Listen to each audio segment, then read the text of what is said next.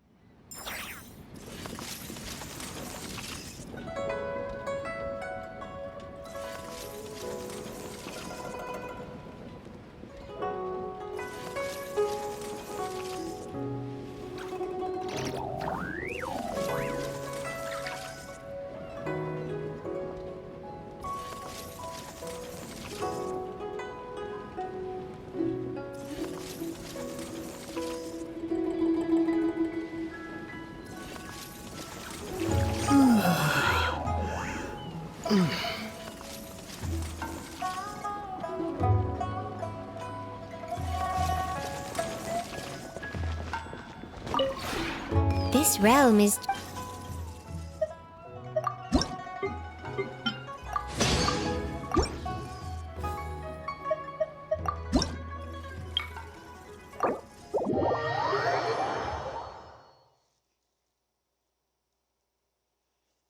Objection.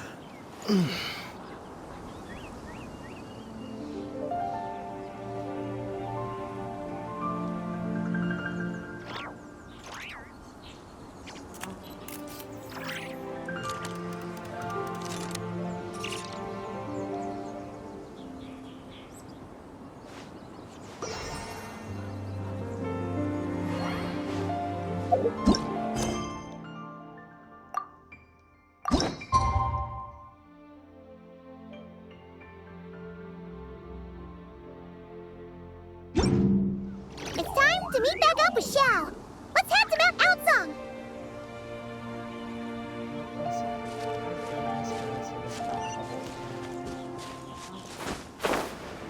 Kind of funny how I ended up being here. And this is where we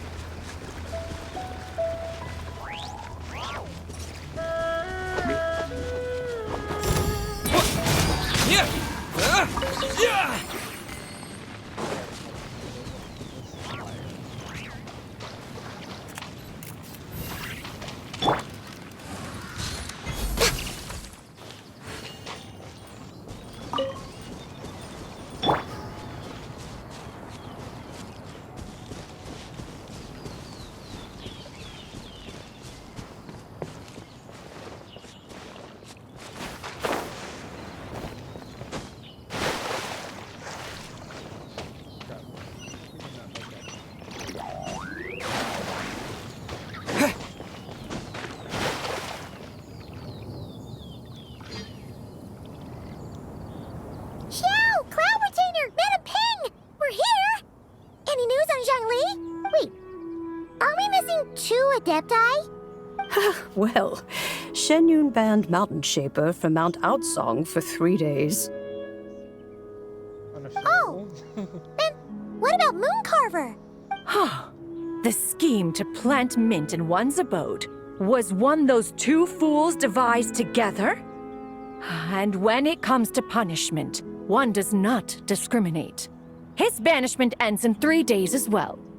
Wow, that's pretty harsh, Cloud Retainer. Let's get down to business. We have news of Rex Lapis. Huh? Isn't that... Yes, Rex Lapis's geopillar.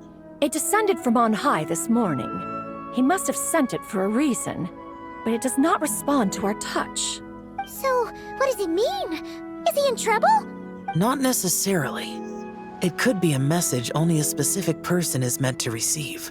Traveler, you alone spoke to Rex Lapis before he left. Oh, so it must be for the Traveler. Give it a try. touch the pillar. You can send. I guess he did summon. Come to the spring on Mount Qingse. I have left an entrance for you. Alright, Zhongli. Well, Seems like he might be able to. Just as one surmised, it seems that Rex Lapis will not countenance our involvement in this matter. That would not surprise me in the slightest. He's always had a soft spot for the Traveler, after all. But be that as it may, we have served Rex Lapis for millennia now. In other words, I'm sure this has nothing to do with favoritism. He's probably just trying to protect us. that's right. So you mustn't let your guard down, even if Rex Lapis is by your side. Don't worry, All right, let's get going. We'll try not to keep you all waiting.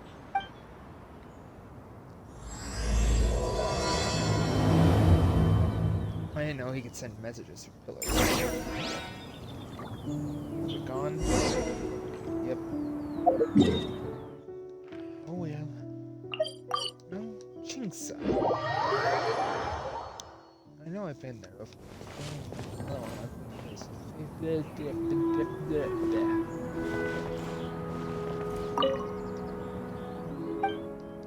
Oh, Qingse.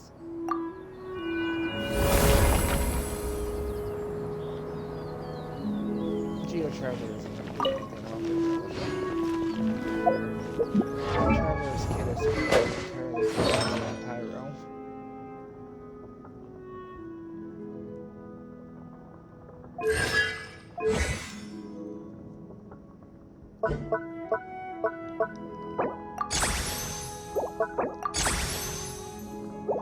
That also explains why.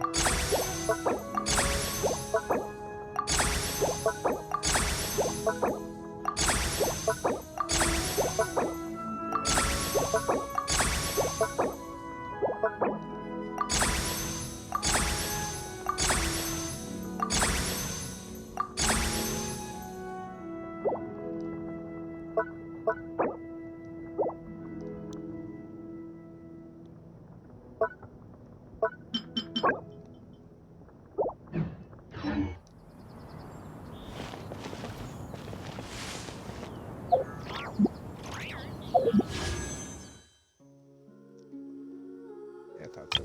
Because Sibai is here.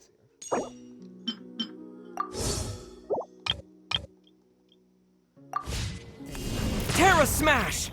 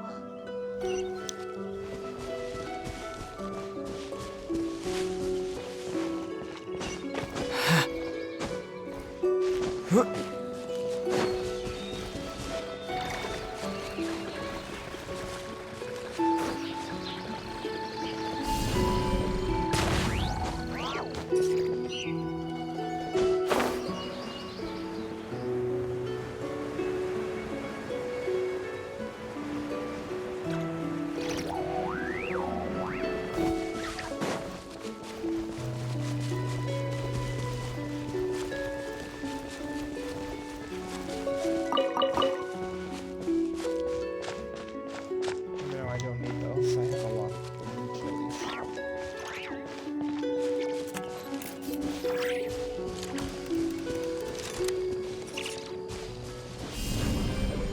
Yeah! Keep your eyes peeled. He should be around here somewhere.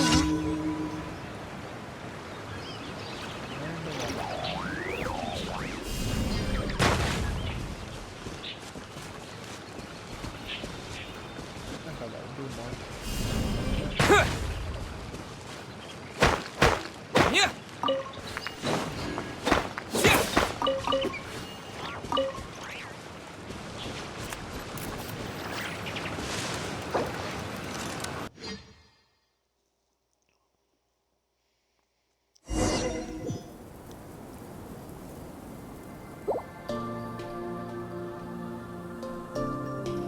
Back to one of these places.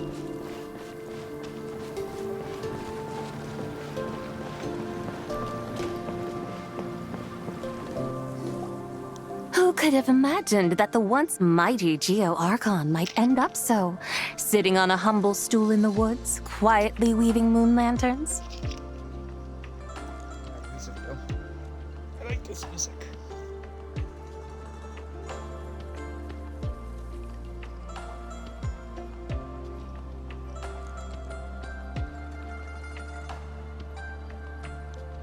You really do look like an old man now. This is a Shao lantern, not a moon lantern. In ages past, when the gods waged war and the world was in turmoil, these lanterns were lit to guide fallen warriors back to their homes. Had you tarried in the mortal realm for but a little while longer, you might have become quite accustomed to them. Even so, it bears such a striking resemblance to the moon lanterns they used to offer up to the heavens. Could this truly be mere coincidence? Perhaps in some sense it is. Yet in another, it isn't. For instance, who is to say that some of Langan's magnificent jade did not become part of the very foundations upon which Liyue Harbor now stands? It is conceivable that this ritual was transmitted in such a manner too. Now, let's not let ourselves get carried away. For all its splendor, do not forget that, in the end, even Langan could not escape its heaven-sent fate. Alas, it is just a pity that the little creatures of this world may never again lift their eyes to the moon, even should misfortune befall them. But you, Geolord, now that you rule this realm, why take the trouble, not to mention the risk, to visit one who bears such profound guilt as I? Are you not afraid that you might be sullied by the curse of time that was laid upon me? There is no risk to speak of. At least, not in comparison to that which you took when you defied the heavens all that time ago. As I have stated, time and again, it was not I who defied the heavens. Geolord, the ancient affairs of Langan have nothing to do with me, for I am but one of her deadly selves, severed before her demise. My name is not Zebai, but Zichao. Surely you did not take us for one and the same, solely on the basis that we may all assume the form of white horses? Sorry to break it to you, but you seem to have found yourself the wrong white horse. Anyway, do tell me, what urgent matter brings you here? Very well then. I have come to ask for Zebai's shade. Oh? So, the Geolord has set his sights upon Zebai's human soul. And what is it that you intend to do with it? Bring her back. The world outside is changing. With the new moon's birth, the confines of the shadow moon are gradually disintegrating. In other words, the heavenly soul is set to return. Consequently, strange phenomena have manifested within Langan's former domain, leading to the earthly soul's reappearance as well.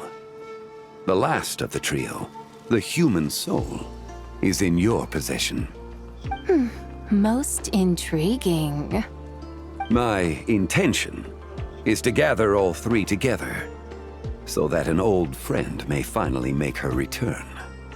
I must admit, it seems that some remarkable affairs are coming to pass in the outside world. Yet there is one thing you seem to have overlooked, Lord of Geo. Back in the day, it was you that freed me from that painting. And afterwards, I took up arms in your name.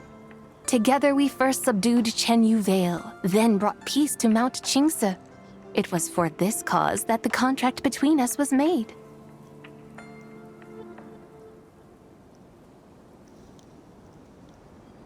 Got a contract, girl.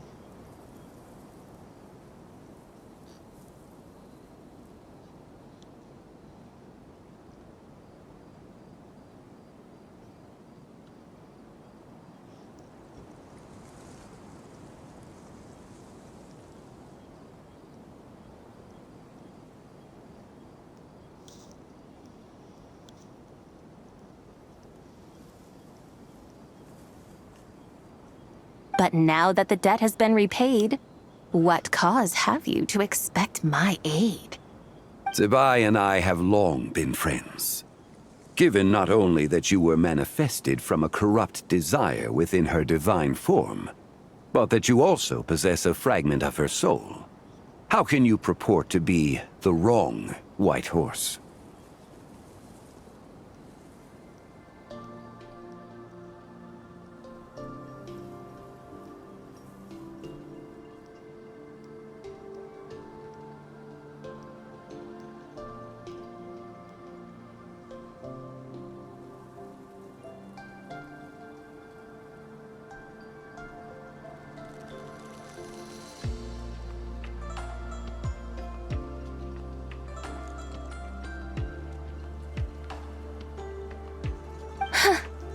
I think you'll find that we are now as separate and distinct as any two beings ever were.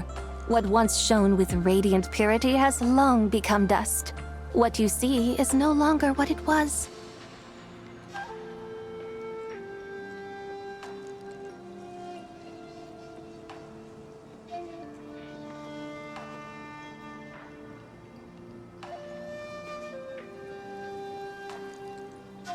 Oh, great Lord of Geo.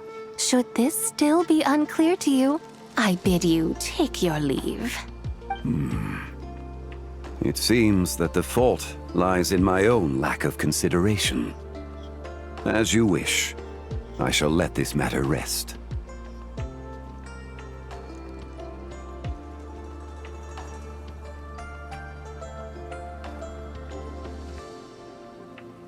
Wait!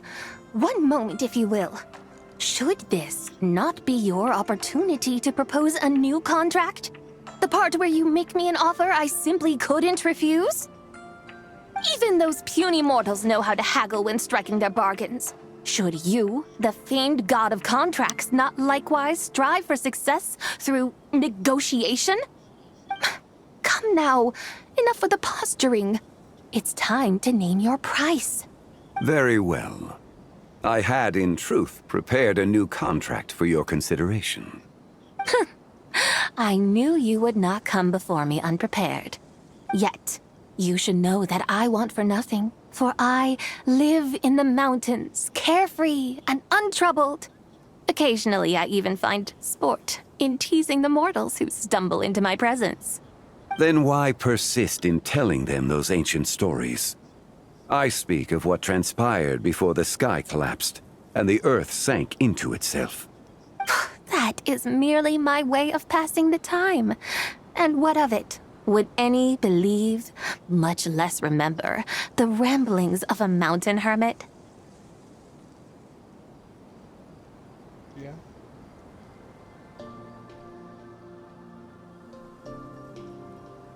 Those tales have long since spread throughout the mortal realm.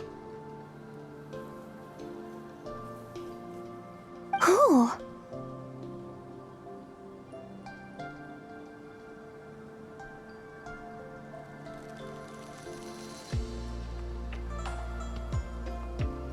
Should my words prove insufficient, I invite you to see the world for yourself. To this end, I have found you a pair of trusty guides. The Lantern Rite is presently underway in Liyue, and should prove quite intriguing for you.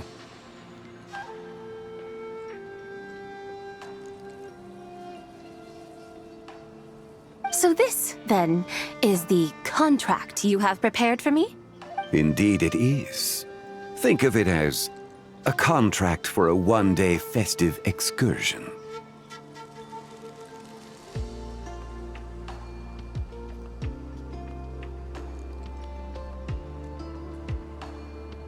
Surely you do not hope to offer this in exchange for Tsubai's shade.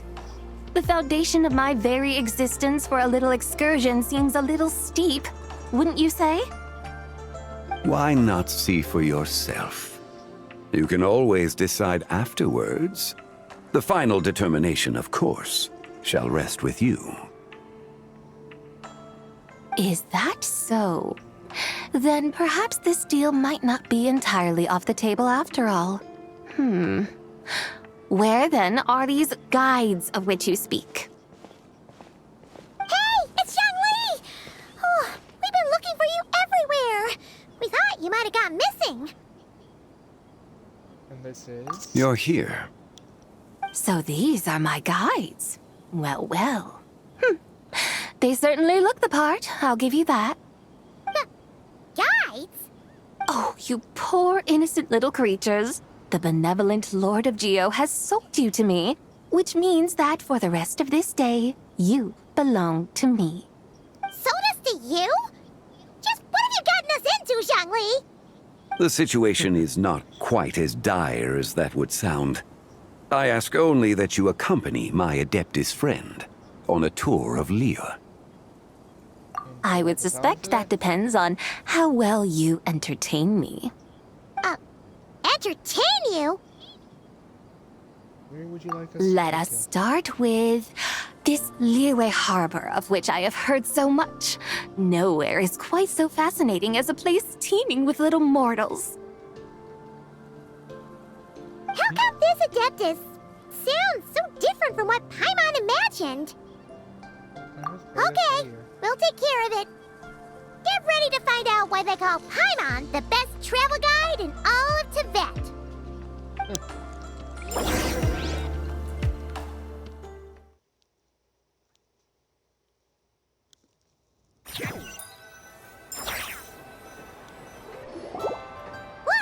We've arrived at Liyue Harbor! Not only is it Teyvat's busiest port, it's also the beating heart of Liyue. So, dear Madam Adeptus, where would you like to go first? With humble fare and wine to sip, in comfort clothed and soul at ease, one eats, and all the heart's ills cease. So we're heading straight for the good stuff? Well, you're in luck, because Paimon's an expert when it comes to food. There are two main cooking styles in Liyue. Li cuisine, which is all about mountain delicacies, and Yue cuisine, which is centered on seafood. The most famous restaurants are Liyue Pavilion and Shinyue Kiosk. Oh, now Paimon's starting to drool. Guess our only option is to go try them both. 2 meals, back to back. Both sound like excellent options to me. Are these the kind of establishments that most people might visit on a regular basis? Not exactly. Both Li cuisine and Yue cuisine are known for their pricey ingredients. Definitely not what you'd call the budget options. But don't you worry about that. Just think of it as Zhang Li's little treat. I'm gonna put Hu Tao in a bad. Come on! Aren't you supposed to be pals with Hu Tao? I'm unsure we can afford to spend a little more of her mora at least. I'm just looking for an excuse to gorge yourself. Someone else's expense. Hey! All Paimon wants is to provide our Adeptus with the best possible experience here. Don't you want that too? Both certainly sound like worthy choices. Just now, though, I happened to see a porter pass this way. Where might individuals like him go to eat? A hungry porter, huh? Oh! Paimon knows just the place! Longmean Restaurant. Yep. Ramen. Nothing fancy schmancy there. Just tasty dishes made with simple ingredients in a variety of different styles. Most importantly, it's great value for money, too. No wonder everyone loves it, huh?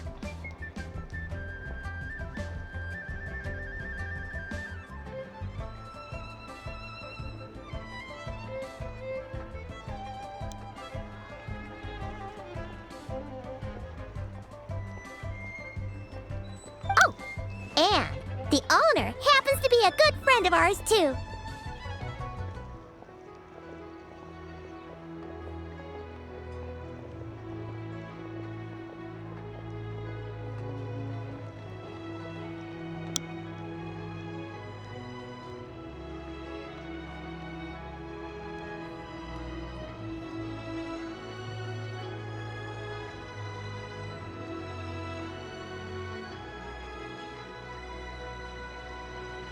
One mean restaurant.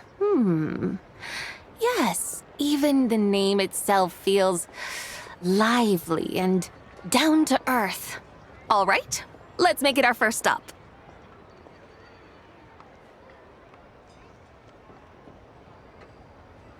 Yippee! That's a great choice, too. Alrighty, let's head over there right away. Paimon can't wait to dig in!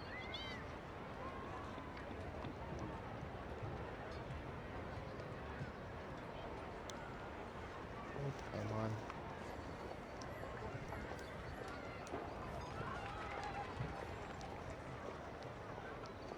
You and your food.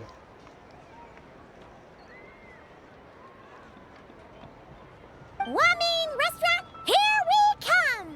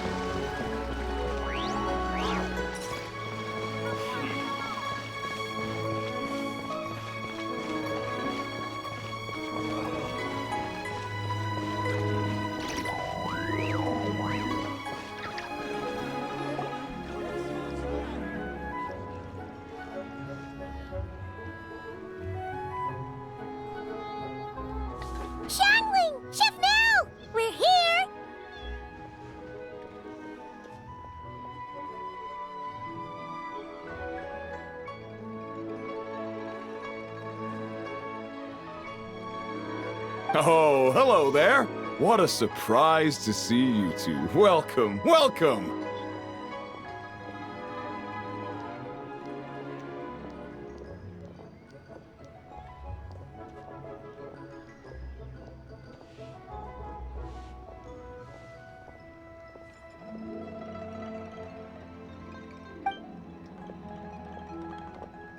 Hey there, Traveler and Paimon. We're a little busy today, so grab a table while you still can.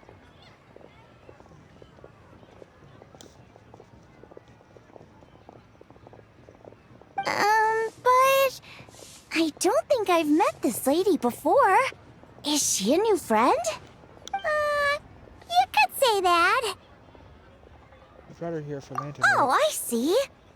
Well, hey there. A friend of the Traveler's a friend of mine, too. Don't worry, we'll take good care of you. Just order whatever you want, it's on the house. By the way, I'm Zhangling. I cook here at Wanmin Restaurant. What's your name? Miss Xiangling, have you ever heard of the White Horse Adeptus? Of course. What about her? I am her, and she is me. Huh? You mean you're an Adeptus? Oh, you young'uns crack me up. Come on, Xiangling. You've got to keep up with the times. Haven't you heard of cosplay? It's like a role-playing game where you dress up as famous characters and pretend to be them. Seriously, it's all the rage, and it looks like this young lady is quite the expert. Your friends sure keep their fingers on the pulse, huh, Traveler? Wow, Dad. Didn't know you were so tuned in. But how come I haven't heard about it? You gotta listen to our customers. Didn't I tell you to spend less time chasing after wild vegetables and more time making friends? You're even more out of touch than I am. Hey, I like making friends too. Isn't that what I'm doing right now?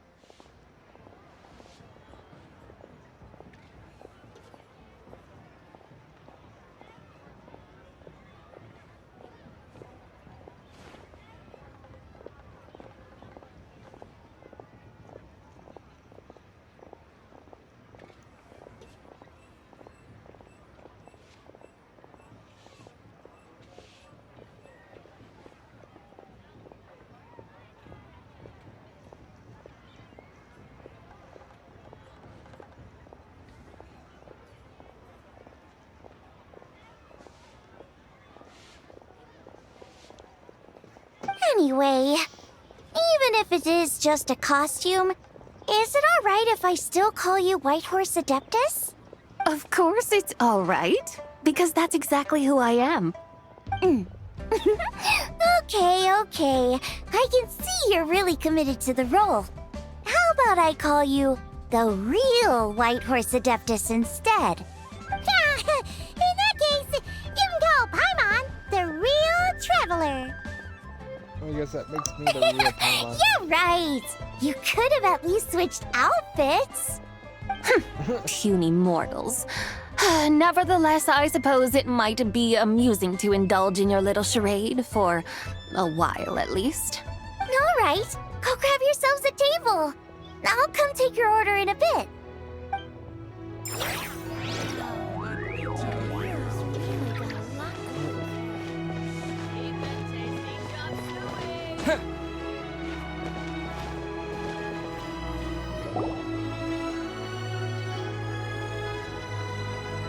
Hello. May I ask if Miss Xiangling and Chef Mao are here? Yeah, they're just over there. Wait a sec. Aren't you? So, what would you like to... You're... Hello, Miss Xiangling.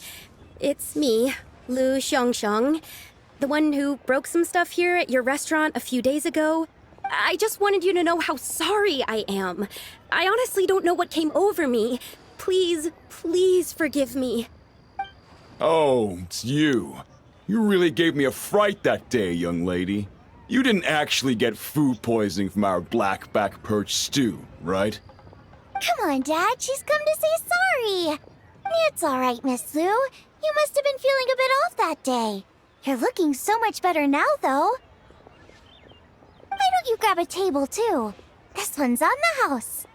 No, I couldn't possibly. Hey, it's totally okay. We all feel under the weather sometimes, especially when we're away from home. Go on, find yourself a... yikes. Looks like all the tables are taken. I say that for Tui Harbinger.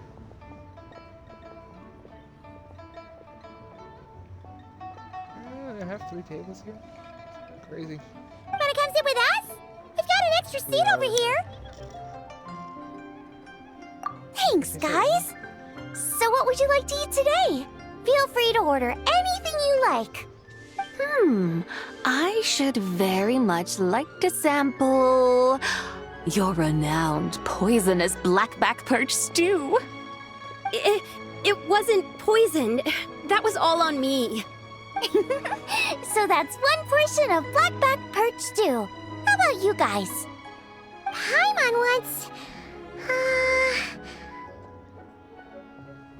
Since it's on the house, why don't you Sure eat for us? thing.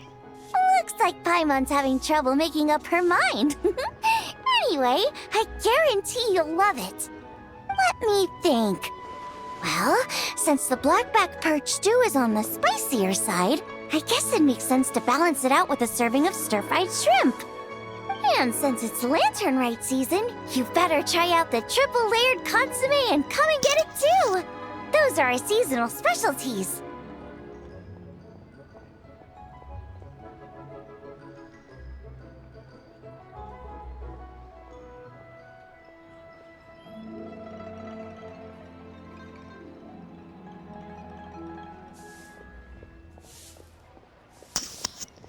That's very generous of you, Shangling. Thank you.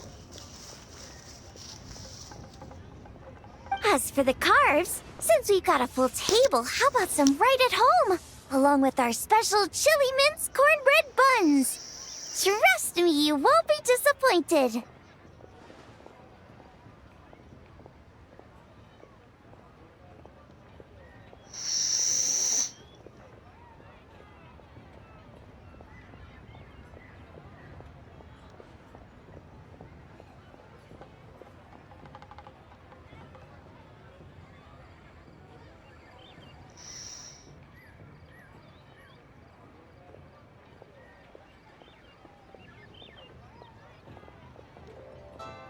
Then for dessert, I'll whip you up some Lucky Snow Delight.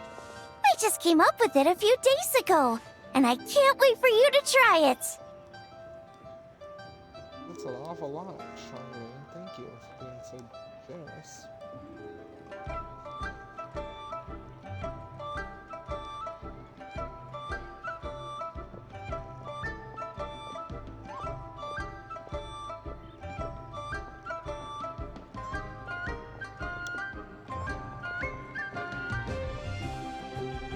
Wow! Sounds like quite the feast! Looks like Paimon's in luck today!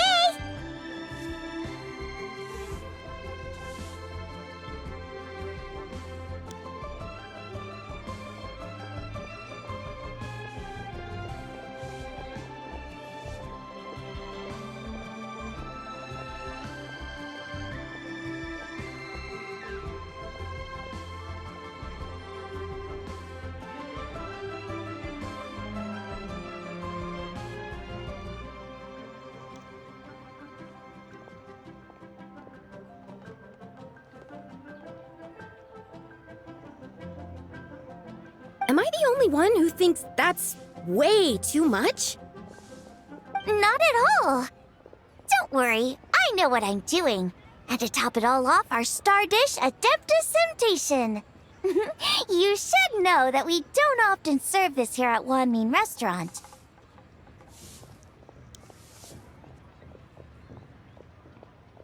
But since this is my first time cooking for the White Horse Adeptus, I'm pulling out all the stops.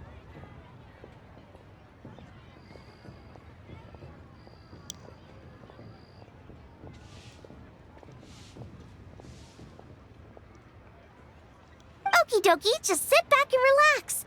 I'll have your dishes out in no time.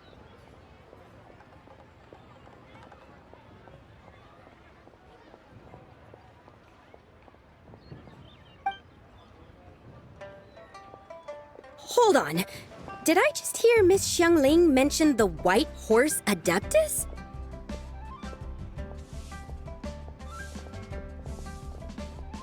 You did indeed. And you're looking right at her. Ahem! That's a joke, by the way. She's cosplaying. Oh, I see.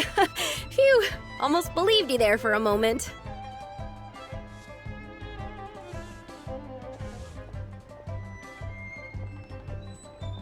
Why are we like that? Exactly. Tell me, little one, what business might you have with the White Horse Adeptus? It's a long story. Basically, a while back, I took part in an archaeological dig over at the chasm. While we were there, we discovered a number of relics. Our findings show that they date back to the era of Long Gone, an ancient nation whose people are said to have been the ancestors of some of the modern-day inhabitants of Chenyu Vale. And why might such matters concern the White Horse Adeptus?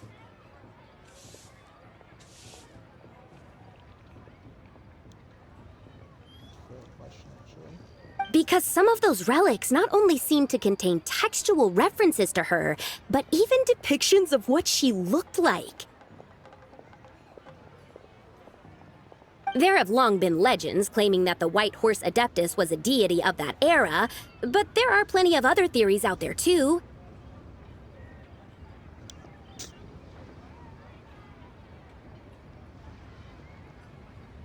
If I could just locate some more detailed records, I'm sure we'd be able to find out so much more. So you're into history? Well, to tell you the truth, I actually joined the archaeological team by sheer accident. But once I'd started down this path, I knew that I wanted to make something of myself.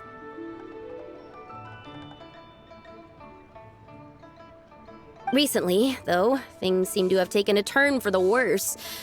Still can't believe I caused such a mess and even ended up hurting someone. Oh, so you're considering becoming a martial artist now instead?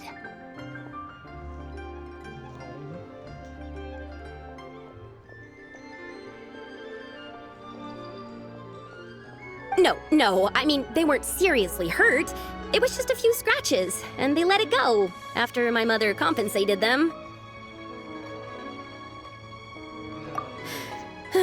Either way, my career is pretty much over. And even though both the victim and the Ministry of Civil Affairs say they won't be pursuing the matter any further, my father says he's going to punish me according to our family rules. Family rules?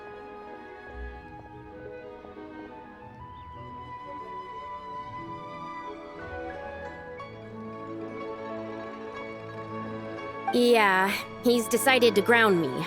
I'll have to return to Chaoying Village after Lantern Rite, and goodness knows when I'll be allowed to leave again.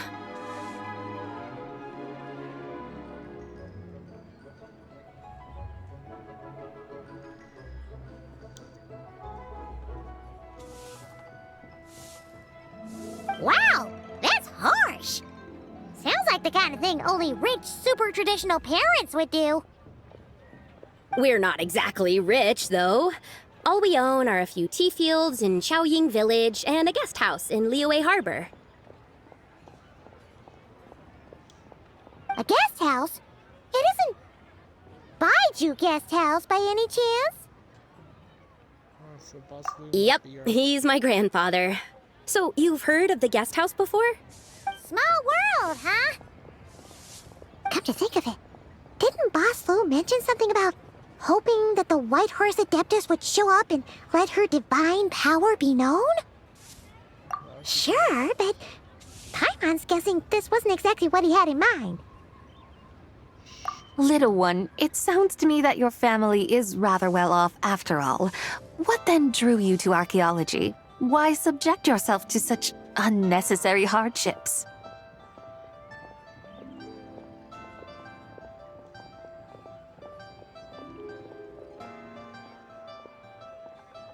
Even if I stayed at home, there's no guarantee I'd lead a nice, easy life. Just look at my father. Recently, my grandfather put him in charge of the guest house, and he came up with a bunch of ideas right away, starting with changing its name.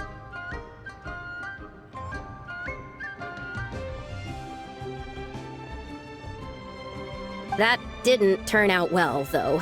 My grandfather yelled at him for days, even calling him a bad son, and they still haven't let it go. Oh! Paimon thinks we might have heard about that too. Long story short, being dependent on others is never fun.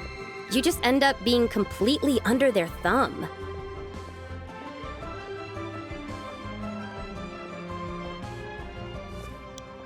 That's why I want to make it on my own out here, no matter how hard it is. After all, as the saying goes, to rise above others, one must endure the hardest of hardships.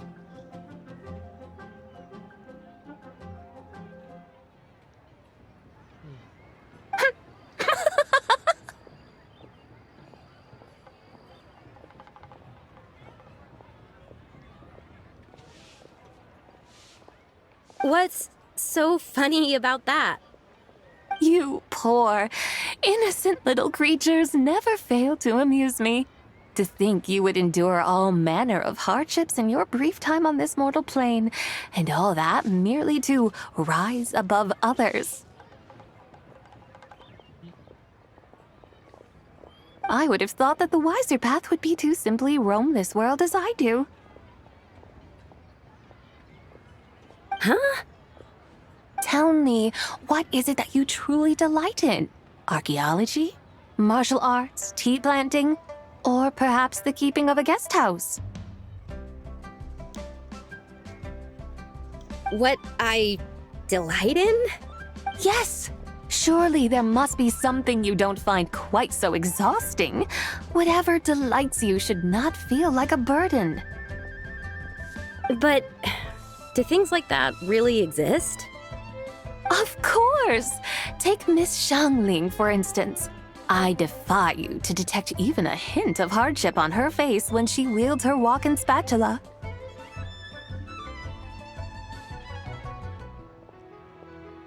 So, since it seems you are resolved to tread the rocky path, you should strive with all your might to pursue that which brings you delight.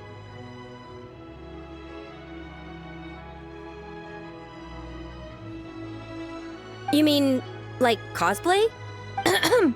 I suppose you might say that.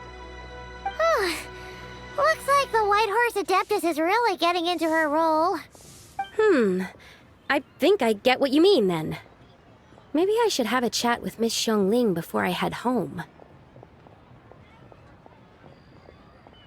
Okay, everyone. Sorry to keep you waiting. Here's your food.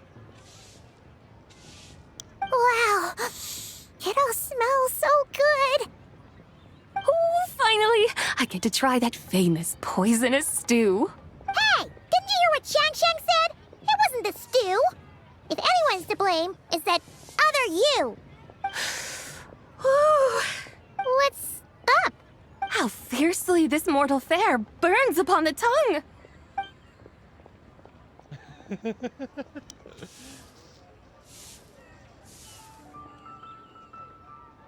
other tomorrow on the food side. Once you're all finished, we should. Has to be a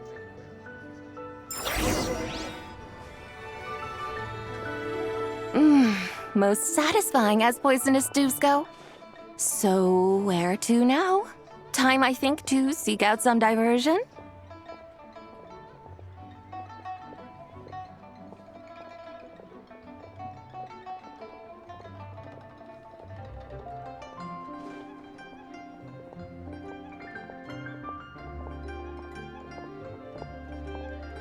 Oh, there's plenty of entertainment options in Liyue. Paimon will tell you that.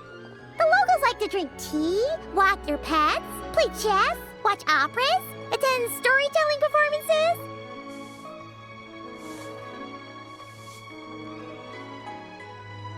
Storytelling performances? You know, like listening to people telling stories. They're usually based on old Liyue legends, just like their operas. Stuff like the Divine Damsel of Devastation, Through the Eyes of a Dragon, or the Sanctification of Tao Do. Those are all references to previous Lantern Rites. Divine Damsel of Devastation for Shinra Story Quest 2.4. The Eyes of the Dragon 3.4. Gummy. A Sanctification of Tao Dao last year.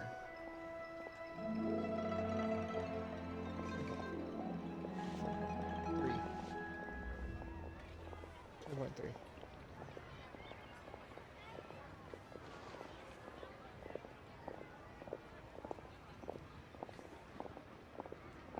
Yeah, that's right, because Fontaine was the one about music.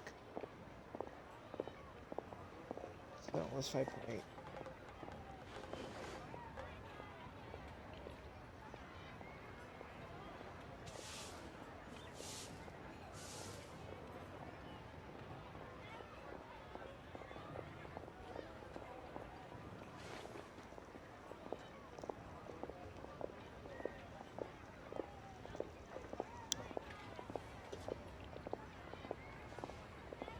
Remember last year's Lantern Rite that well.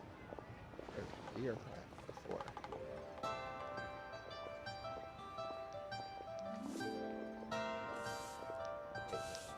I'm thinking, oh, the Sumeria Lantern Rite was where we got Gummy.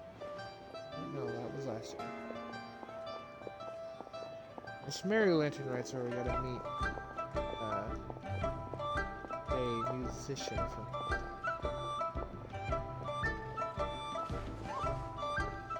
Yao Yao was added to the game.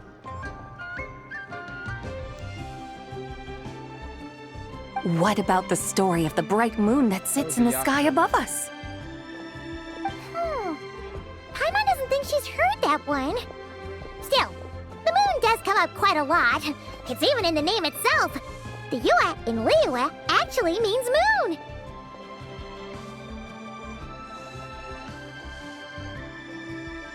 Since we're on the subject, you like telling stories yourself, right? Why don't we go check it out? In that case, I'll have to trouble the two of you to lead the way. Awesome! Let's go! Third round knockout, here we come!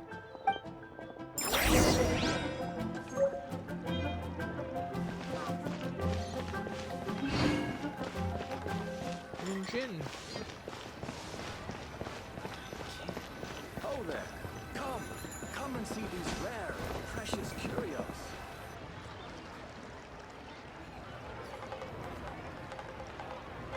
What a tongue twister! I'd have made a complete fool of myself if I tried to say it on stage without practicing it first.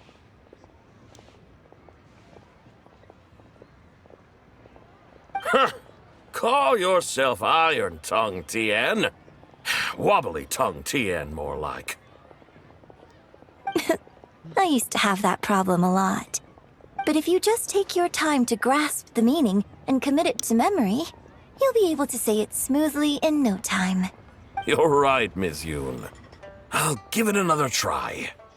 Hey, Yunchin! Fancy seeing you here! What are you two talking about? Ah, Traveler and Paimon, we meet again. And who, may I ask, is this? You may call me the White Horse Adeptus. The White Horse Adeptus? She's not really an Adeptus. I see. Well, it certainly looks like a lot of fun.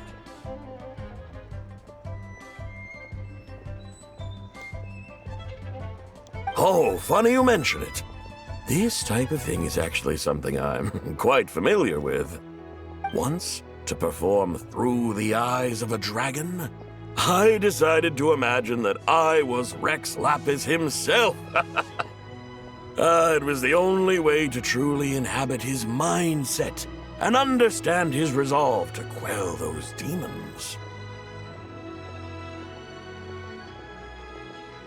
Sounds like you just wanted an excuse to feel all big and powerful. Hey, that's... You just don't understand how inspiration works. You're one to talk. Paimon's traveled all over with the Traveler, and she's seen things that would make your jaw drop. All right, then. Since you claim to be so knowledgeable, why don't you prove it by reciting an ancient poem? An ancient poem? Which one? Ha! See? You mean to tell me you've never even heard of the ancient poem called An Ancient Poem? What kind of a title is that? Quit teasing, Paimon. We only just found out about that ourselves. He's talking about the writing on those ancient relics. When we first saw it, we couldn't figure out what it all meant. So in the meantime, we decided to just refer to it as an ancient poem.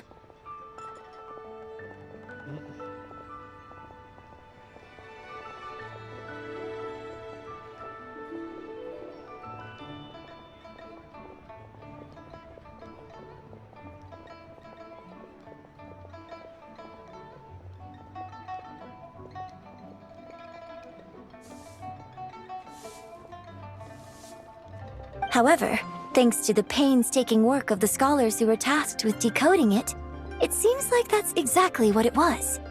Or rather, an ode offered in veneration of the moon and the White Horse Adeptus.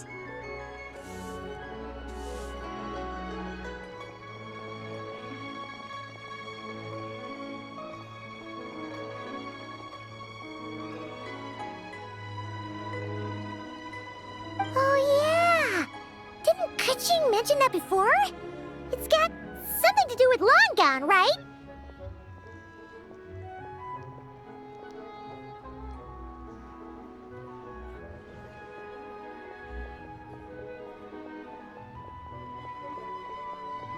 That is correct.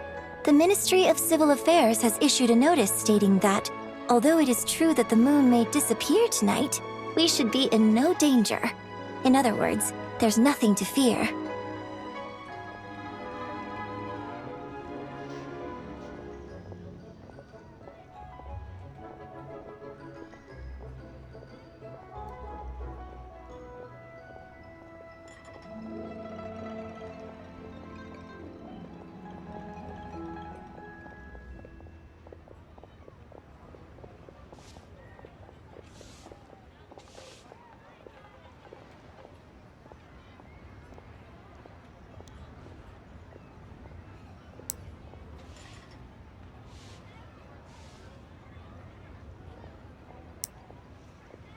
But if you're worried, we can always take a leaf from the Book of the Ancients.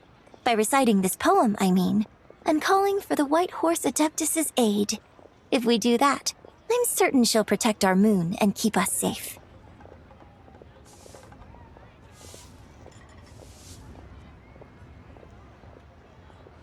Oh, seriously? Paimon has to get a look at this.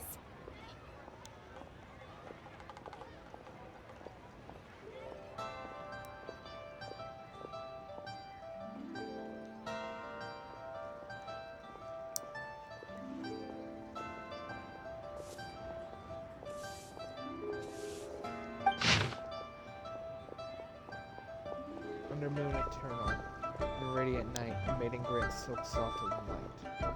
Under moon iridescent, in night a divine, a maiden grants fiber for cloth so fine. Under moon of frost, nights no great, maiden grants divine.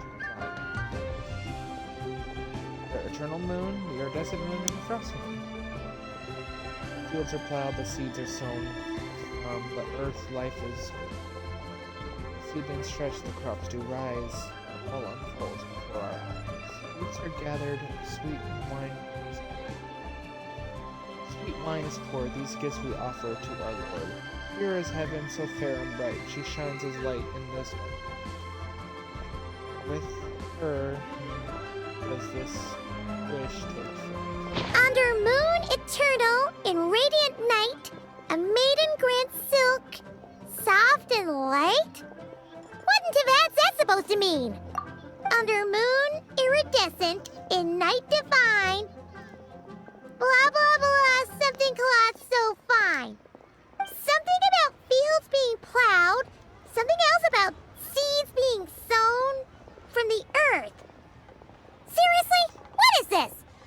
The fields are plowed, the seeds are sown, and from the earth, life is grown.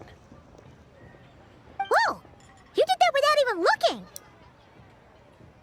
Bravo! Bravo! We have an expert in our midst. Looks like this young lady really does know her role inside out. If I didn't know any better, I'd have taken her for the real deal. That's because I am the real deal. That's the spirit. This is exactly the kind of mindset I was talking about. Behold, mortals, I am none other than the indomitable Rex Lapis himself.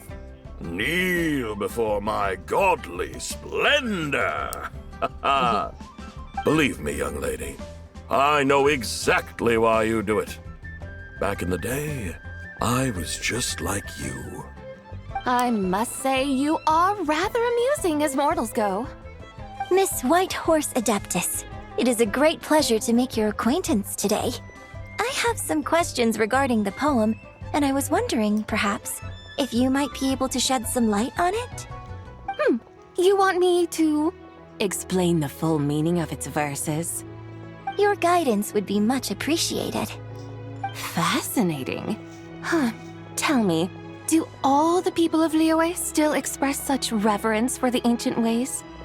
Well, it's true that we hold a deep fondness for our history, but it is hardly our only pursuit. One of my good friends, for instance, is even more devoted to the modern Fontanian art of rock and roll. Exactly! And don't forget, great practitioners of the role-playing arts walk among us too. People like me and you, young lady.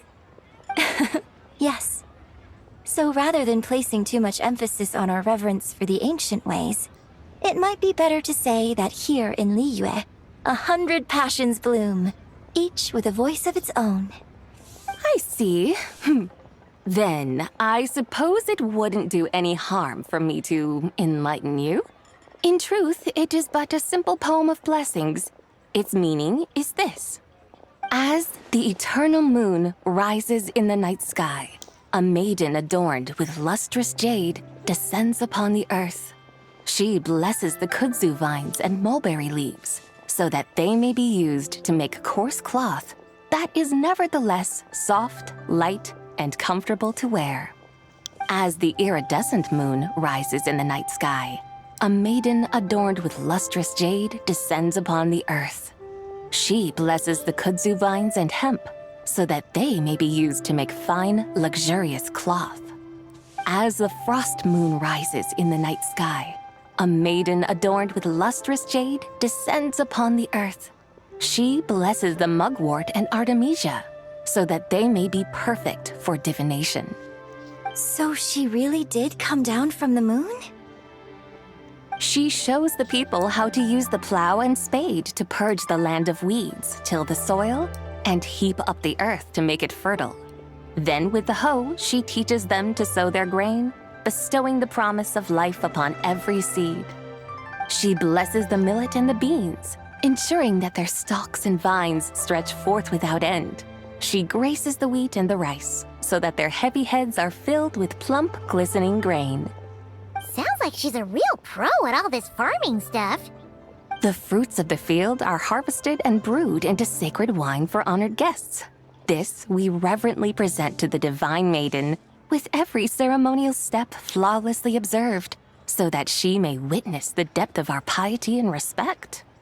Oh, divine maiden, how can your graceful presence in the sky not seem like that of a fairy descending from the heavens? Oh, divine maiden, how does your pure and radiant form not resemble the guardian spirit of our land?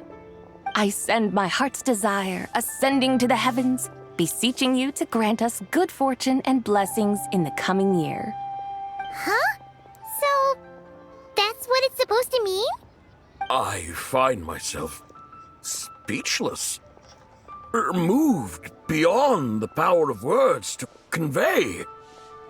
Oh, young lady, you have shown me the heights to which a true role player might aspire.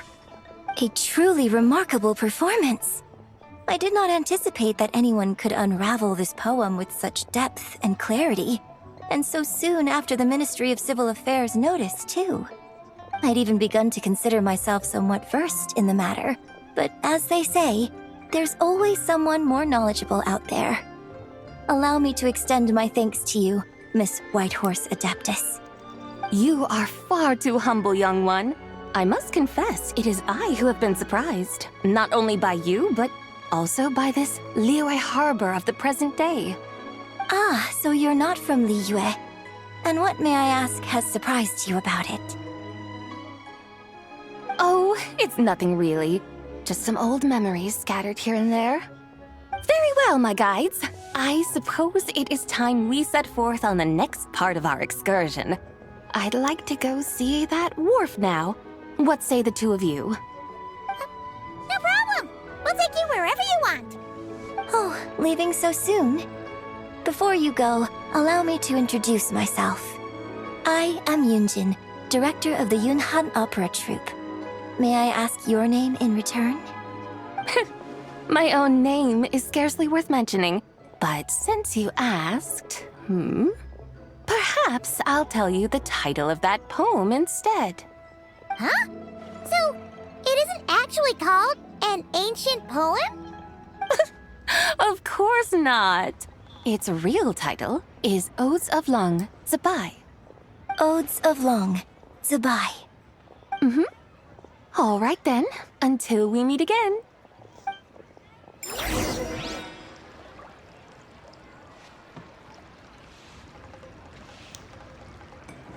Interesting. Very interesting.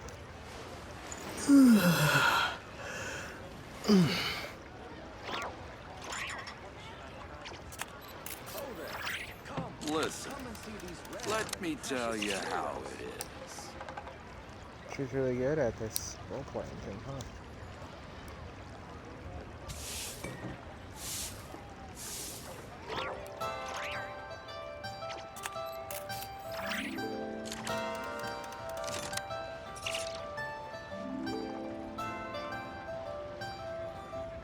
Listen, let me tell you how it is.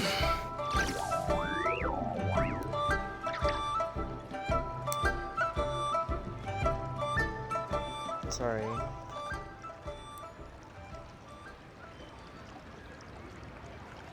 Those are really bothering me today. Of course it has to happen while I'm streaming. Come and see these rare and precious curios. Listen, let me tell you how it is. Listen,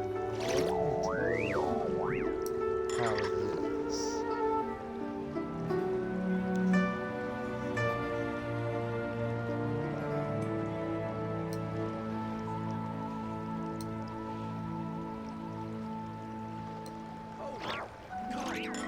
see these rare and precious curios.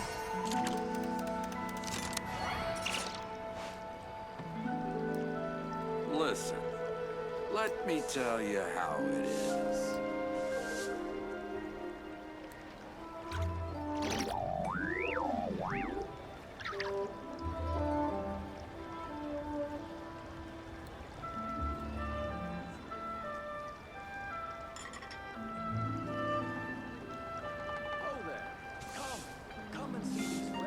Listen, let me tell you how it is.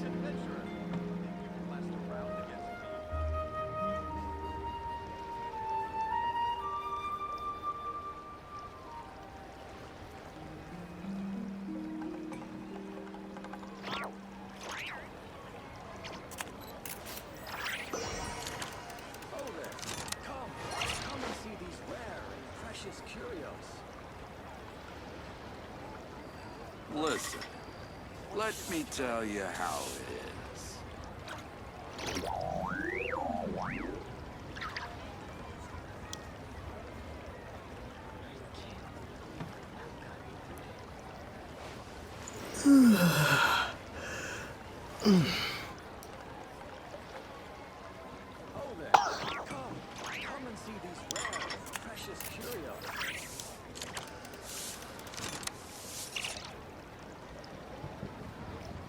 Listen, let me tell you how it is.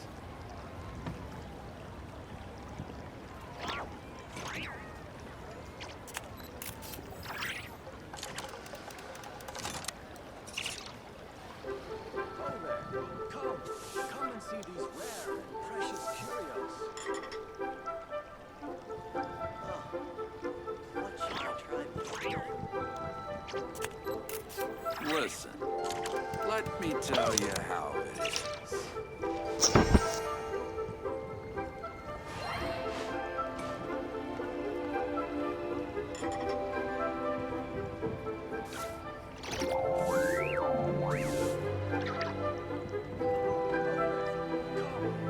and see these rare and precious curios. Listen, let me tell you how it is.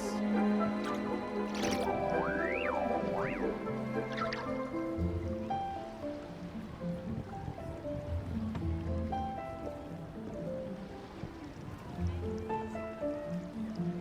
there, come and see these rare and precious curios. Listen, let me tell you how it is.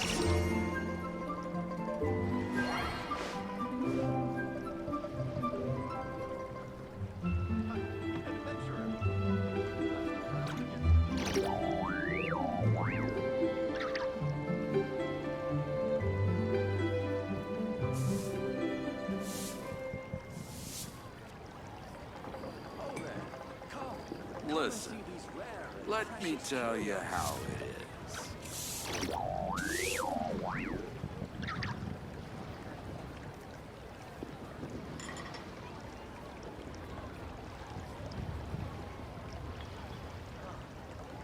What should I try this time?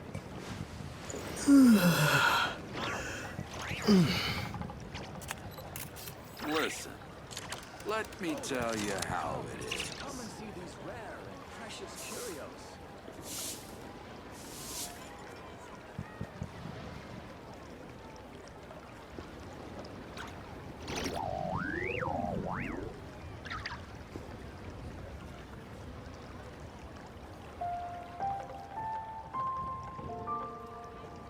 Listen, let me tell you how it is. Oh there, come and see these rare and precious curios.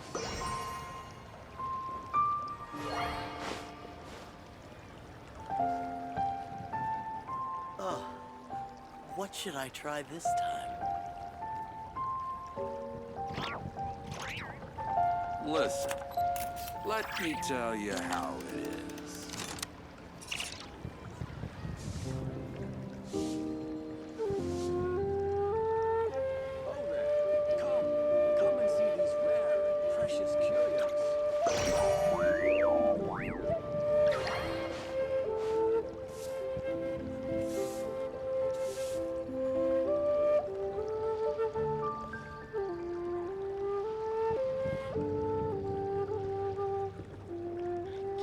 Listen, let me tell you how it is.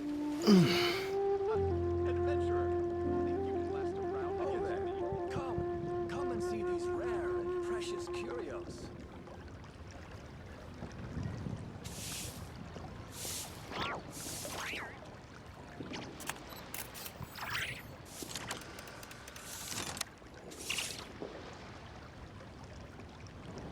Listen, let me tell you how it is.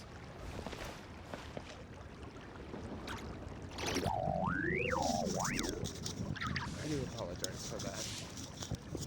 Oh there, come and see these rare and precious curios.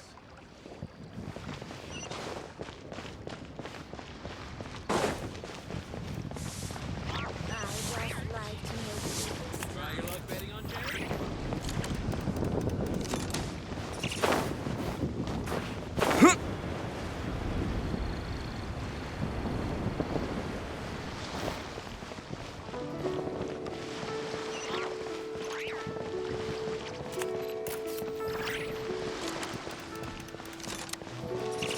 Wow, so lively.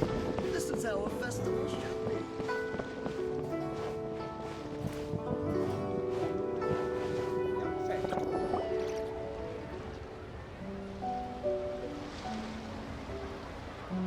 Hey, Ganyu! I almost forgot to mention. On my recent trip to Nodcry, I came across something really fascinating in the Frostmoon Scion's library. I found records in their collection of another divine envoy living on the moon. A divine envoy on the moon? You don't think it could have been referring to the White Horse Adeptus too, do you? She sounds like Ganyu. Impressive.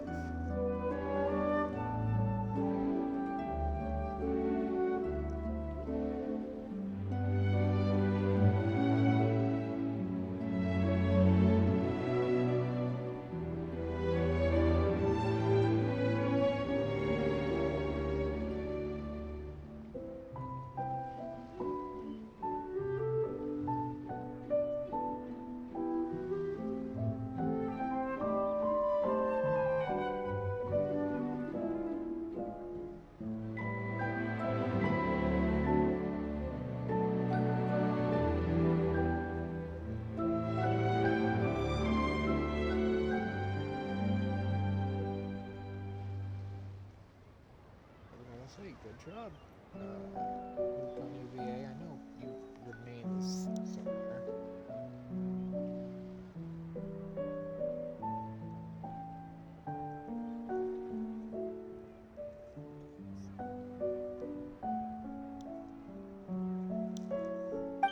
No way to say for sure. Still, the similarities between our legends are intriguing, to say the least.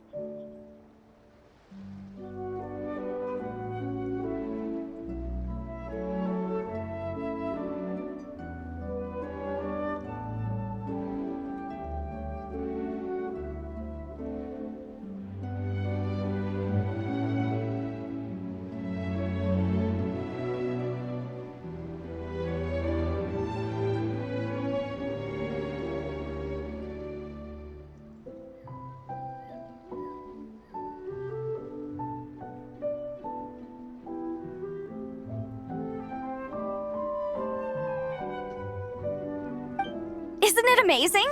Especially when you consider how far apart we are. It truly is.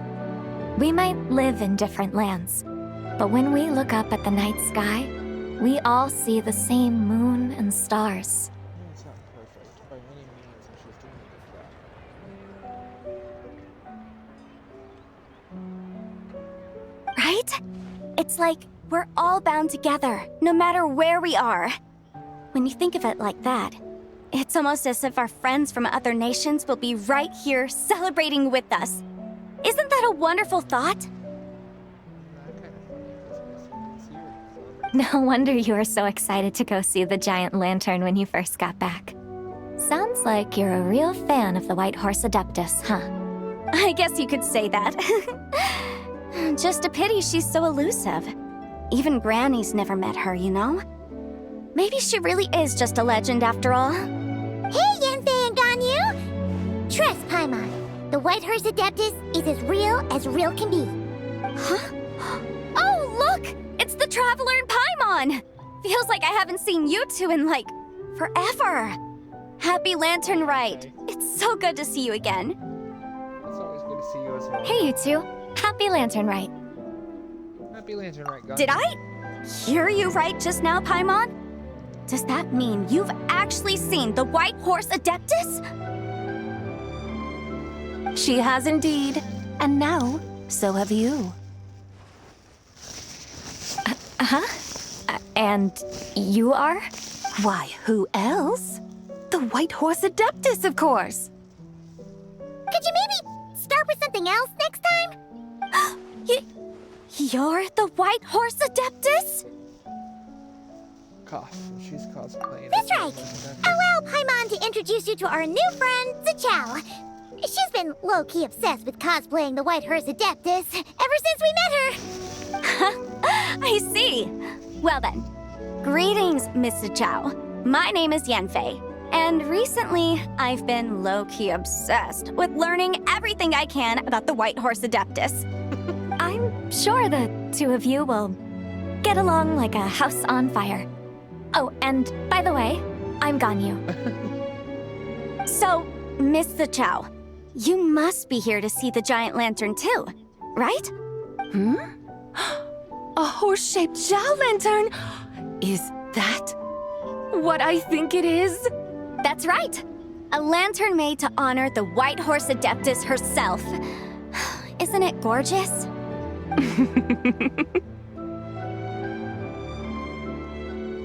Huh? What are you laughing at? Both the lantern and myself. What do you mean? Well, this lantern truly is an artistic masterpiece. But tell me this. Have any of you ever seen a horse before? Come to think of it, Paimon can't remember ever actually seeing one herself. What about you, Traveler? Me neither. I have, but Oh, not here. this horse appears to be mid-trot, but it has adopted what is called a lateral gait, where the legs on one side of the body move together in unison. A rather rare sight indeed. Just now, I suddenly pictured myself, I mean, the White Horse Adeptus running the same way. The image was so absurd, I could barely contain my mirth. Oh, really? I never knew that. You learn something every day, huh? Oh, come on! It's basically a giant piece of fan art! Who cares if it's different than the original? So, why laugh at yourself? I was merely laughing at my own ignorance.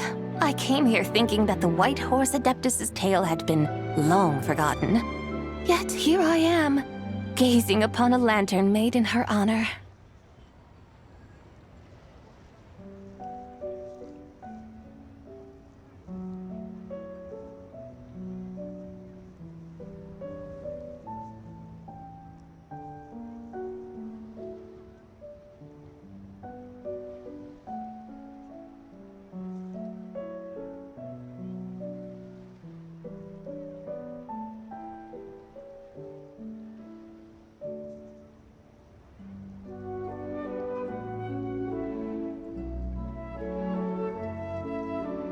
Horses must exist somewhere in Teyvat.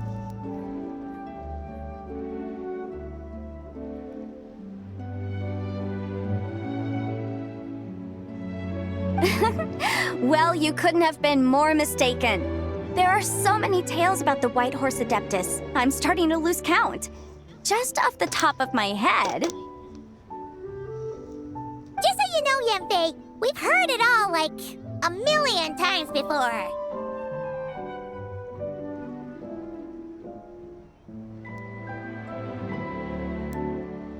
What's gonna mean, Paimon?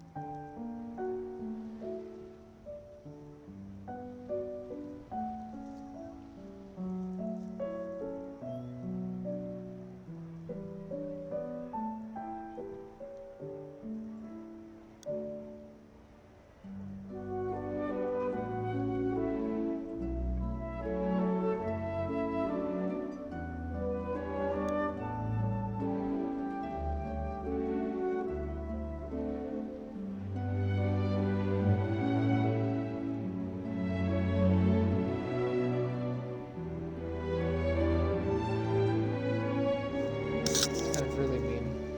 Aha! But there's one thing I can guarantee that you haven't.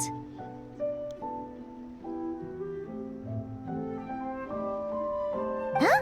You mean like a new chapter of her stories come to light?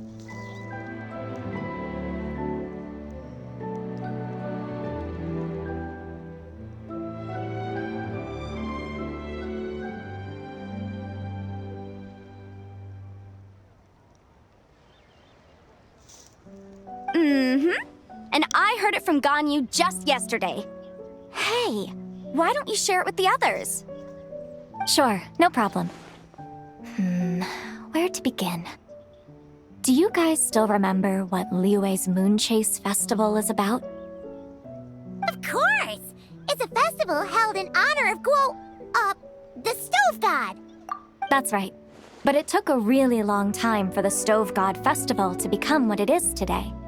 In its earliest form, it was actually an adeptal ritual known as the Moon Chase Rite. Paimon remembers Madame Ping mentioning that before, but she never explained exactly what it was. According to Cloud Retainer, the Moon Chase Rite was originally a ritual meant for communicating with the moon. Communicating with the moon? But for what purpose? At first, Cloud Retainer wasn't entirely sure either, as it was always Rex Lapis who performed the ritual. Whoa! Rex Lapis did it himself? Must have been a really important ritual. That's right. Unfortunately, despite numerous attempts, they never actually received any response from the moon, which is why they eventually stopped performing it. But then, just yesterday, Kutching took a picture of the moon being obscured by a dark hole to Cloud Retainer and asked if it had anything to do with the Moon Chase Rite. The moment Cloud Retainer saw it, it suddenly dawned on her that the rite might have been an attempt to reach the White Horse Adeptus all along. Does that mean Zhang Li's been trying to bring back the White Horse Adeptus all this time? So how about that? Bet you never thought there might even be a link between the White Horse Adeptus and the Moon Chase Festival. It's quite the revelation, yeah. If Kutching hadn't taken that picture to Cloud Retainer, we would never have known any of this. This is probably what Kutching was referring to that day when she mentioned there were some ideas she wanted to follow up on. So, Geo Archon. All this time, you've been striving to awaken her. Huh? What do you mean, awaken? Nothing. What I truly meant to say was, this new insight you've provided has been truly eye-opening. Oh, by the way, my trusty guides, I've been meaning to ask, where in Liyue Harbor might one enjoy an expansive scenic view? Huh? We're off to the next stop already? But Paimon's barely done digesting that lore bomb just now. All the more reason to find the right spot to let it sink in. Oh, so that's what you're up to. A tour of Liyue Harbor? In that case, if you're looking for a spot with a panoramic view, I'd recommend Yujing Terrace. That's a great idea. Since the terrace is on higher ground, the sea view from up there's so much better. I agree. Technically, the Jade Chamber would be better, but we probably can't say that one. Great! Well, the Lantern Rite's about to start, so we should get back to Granny's now. Hope to see you all at the festival tonight. Oh, you're off too? All right then. See you both soon. See you soon.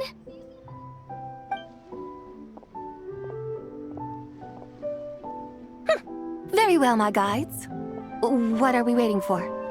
Okay, you're the boss. Eugene Terrace it is. After all, the customer's always right. Hold on a second. Something else you needed to do? Let's take a photo here in front of the giant lantern. Oh, Paimon likes that idea. And what, may I ask, is a photo? It's this awesome invention that lets you record moments in the blink of an eye. Except, you've gotta try not to actually blink. Oh? What must I do in preparation then? Nothing. All you gotta do is choose a pose. The Traveler will handle everything else.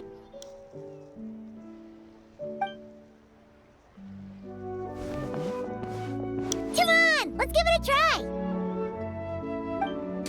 Look, we got a great picture. Paimon's gonna call it The White Horse Adeptus Meets the White Horse Adeptus in Liyue Harbor.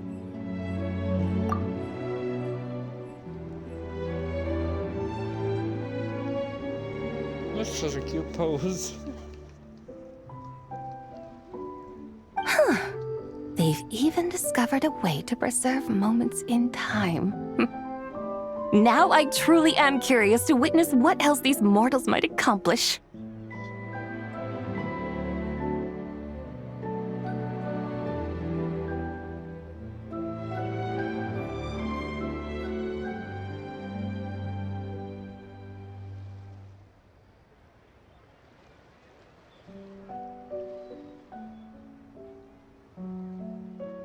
Very well. Let us proceed. Eugene Terrace lies in that direction, does it not? Hey, wait for us!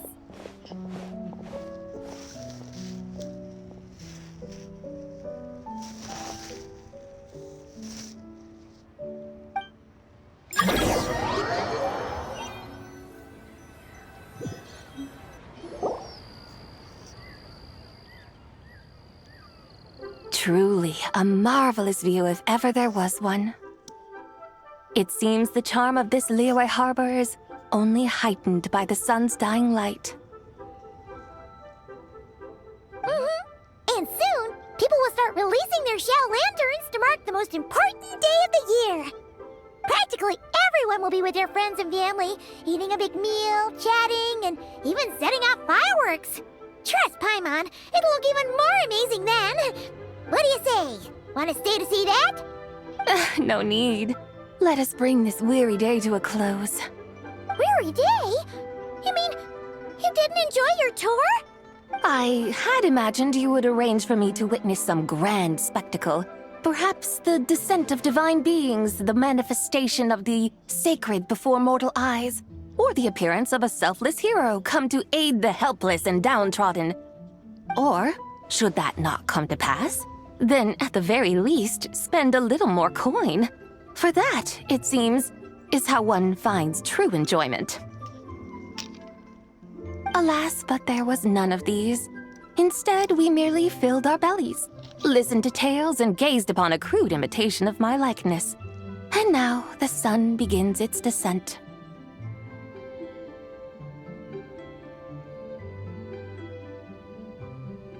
What a day of quiet tedium. Well, we're so sorry. If we'd known that was what you wanted, we'd have done it all differently. It's all that Jiang Li's fault for not making the customer's requirements clear. Well, it's too late now. Do you still believe I would part with that soul fragment, now so intertwined with my very being? But...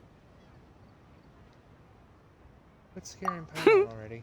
I knew you were the more astute of the pair. Huh? You were just trying to scare Paimon?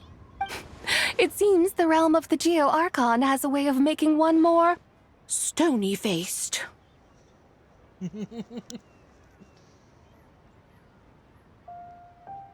Stony face. So, you were just pulling Paimon's leg?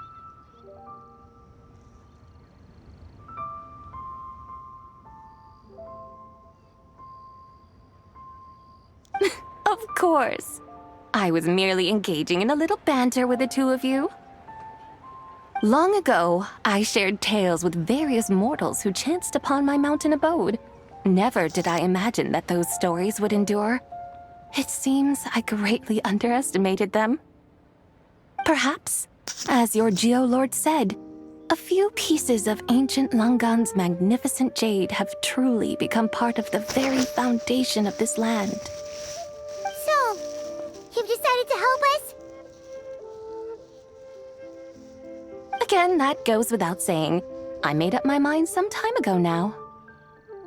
And when was that? When I beheld a rather intriguing scene as I set foot in this city.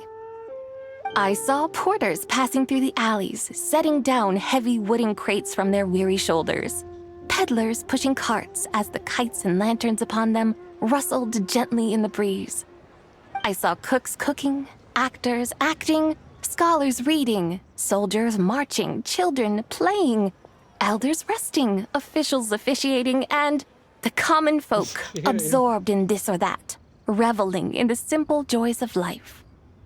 Some, it seems, have already found that which stirs their hearts, while others continue to fret, troubled by uncertain futures.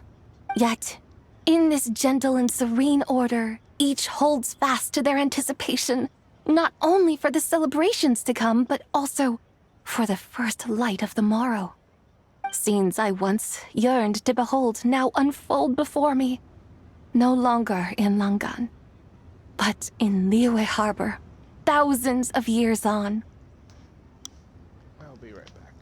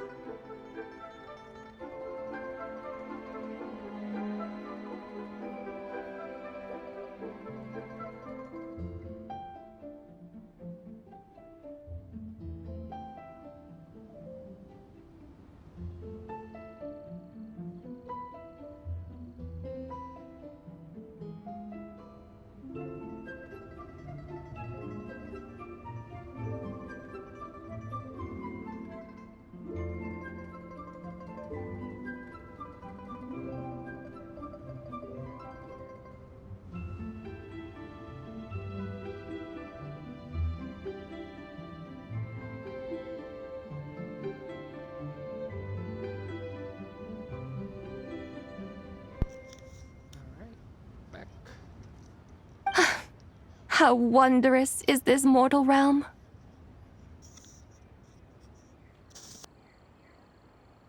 Thank you. Thank you, Whitehurst Adeptus! Thank you so much!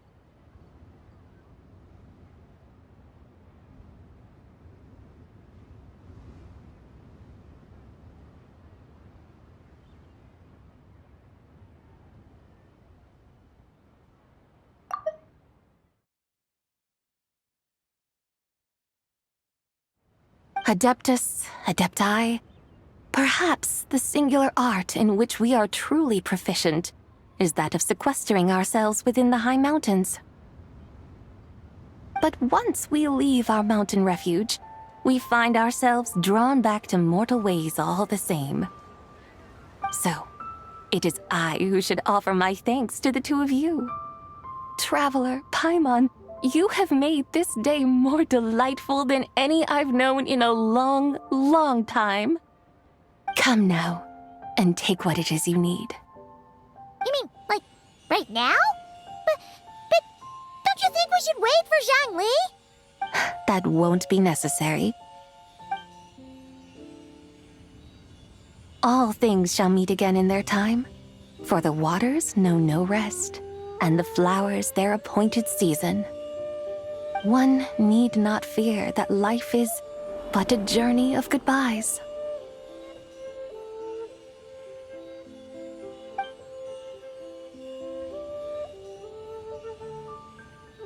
Is she gone?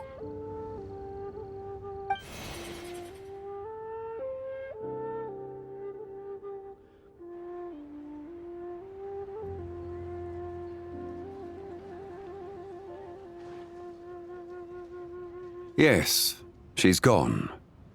A deadly self is formed from the body's impure vapors, so naturally it cannot survive long in this world. Had it not been sustained by the remnant of Zibai's soul, it would have faded away a long time past. Now that the remnant is gone, it has severed its ties to the mortal world. Zhangli! When did you get here? A while ago. Paimon would have thought you'd at least want to say goodbye. Though mountains endure, the ceaseless waters will, at last, wear away their sharp edges. Thus must I meet the marks wrought upon her by the ruler of time with great caution. Actually, you're just terrible at saying goodbye. It may be goodbye for now, but someday we will meet again. Really? And when might that be? Who can say for sure? Years and years from now, perhaps. Or maybe tonight, at the Lantern Rite. Are you saying that if the White Horse Adeptus were to be resurrected, she'd still have the memories of the three deadly selves? That she'd still remember us? We will find out soon enough.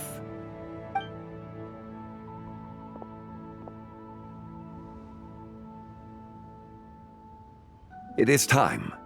The rite is about to begin.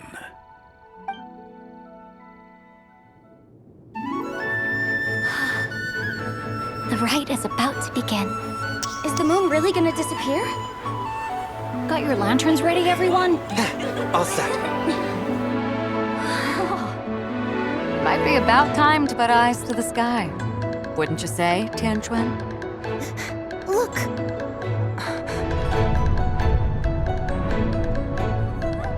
When the sun's out, eat the sun. When the moon's out, eat the moon!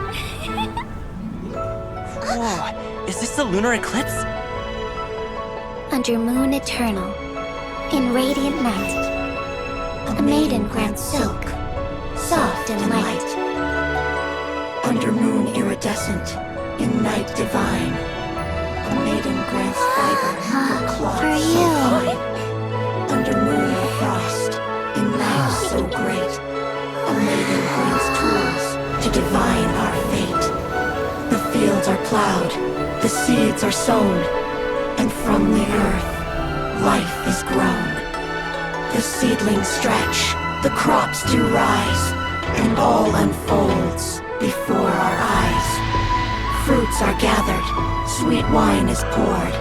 These gifts we offer to our Lord. Pure as heaven, so fair and bright, she shines as light in this dark night. And with her does this, wish take flight.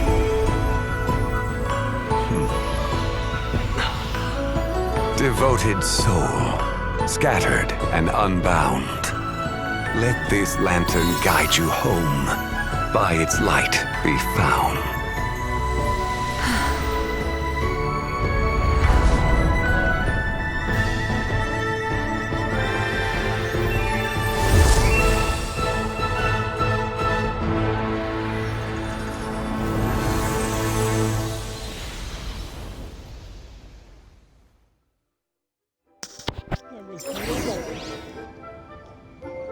do it?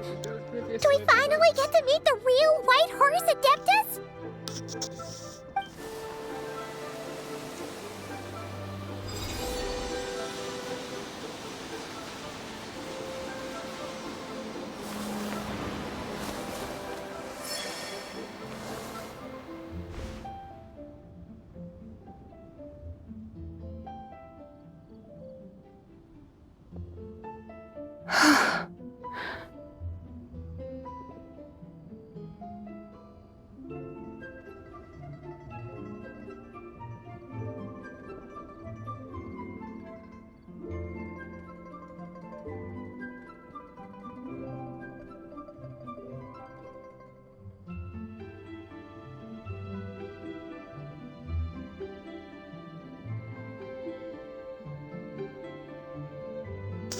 That was truly beautiful.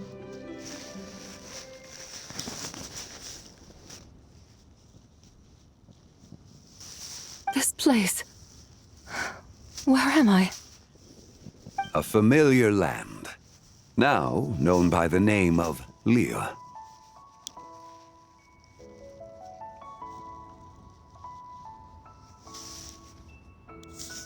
Goodbye. Liyue? The peaks adorn the clouded moon. Then, who might you be? Oh no! She seems to have lost all her memories after all. And those countless lights in the sky. What are they? These lights, each like a dwelling in glad accord, usher in this day of joyous rebirth. And whose rebirth might that be?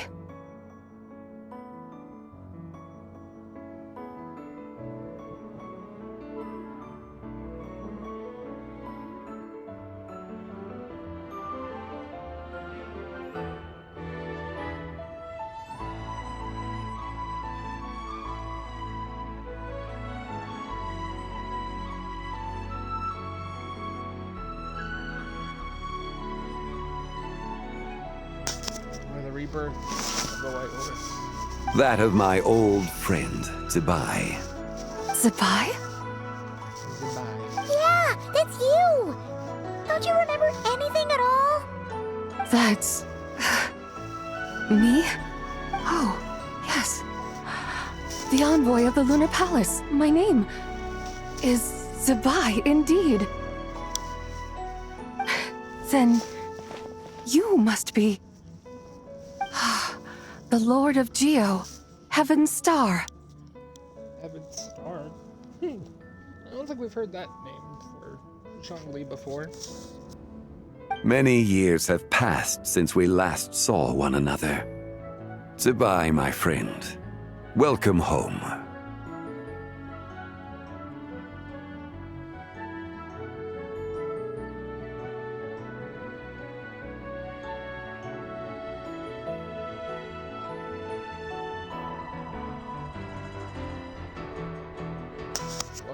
Home?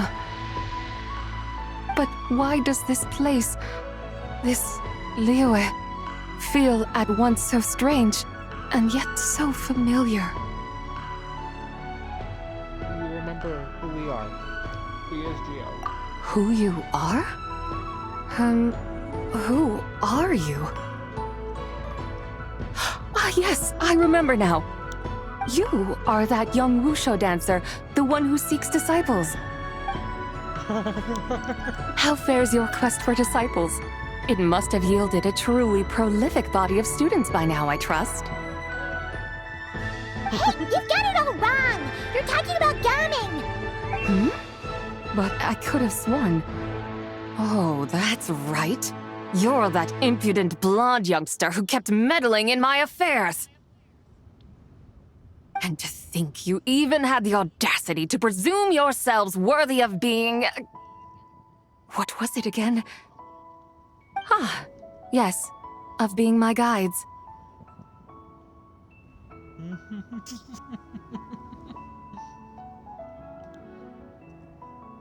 Oof. Got the bad one. For a moment.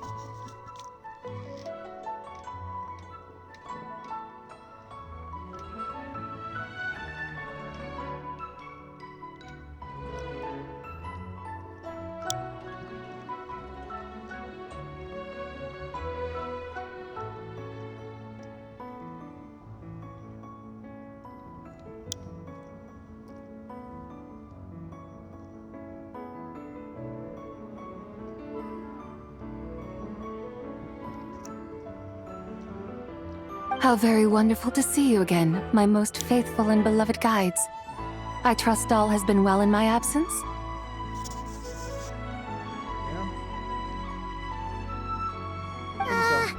Well, she finally got it right. But that sudden mood swing felt even weirder. It's like her head's packed full of slimes. It is possible that her cells have not yet settled. After all, they've only just been brought back together. It may be some time before she fully recovers. Huh? You mean, kinda like she's still half asleep? So how long will it take for her to... So how long will it take for her to fully recover? That I cannot say for certain. Perhaps a few days. Perhaps a few years. A few years? Mortal years are but a poor measure when divine beings tread the realm of dreams.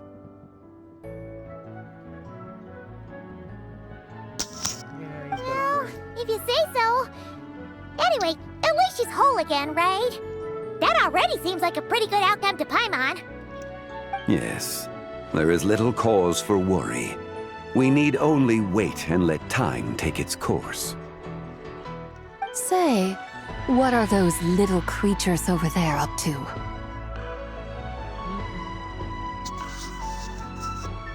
Celebrating Lantern Rite, of course. And those lights up in the sky, those are all Shao lanterns. This year, each and every one of them carries a little wish inside. Lantern Rite.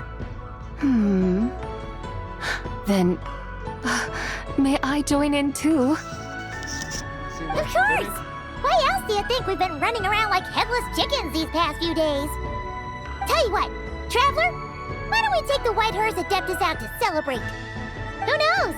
Maybe seeing some familiar faces might help her find her feet? Let's do that. Hey, Xiangli! You've got some time on your hands now, right? Why don't you come along with us? By no means a bad idea, Paimon. Oh, and Sabai, before Paimon forgets, when we meet the others later, remember to wish them a happy Lantern Rite. Happy, Lantern Rite? Happy Lantern Rite! I'm just happy to hear Ether's voice again, Zach. Yes! Happy Lantern Rite indeed. Well then, let's go!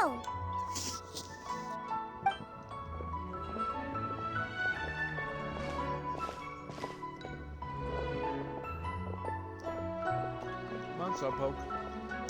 Come on, Slowpoke, old man. Lantern Rite. A night of joy, reunion, and moonlit blessings for all.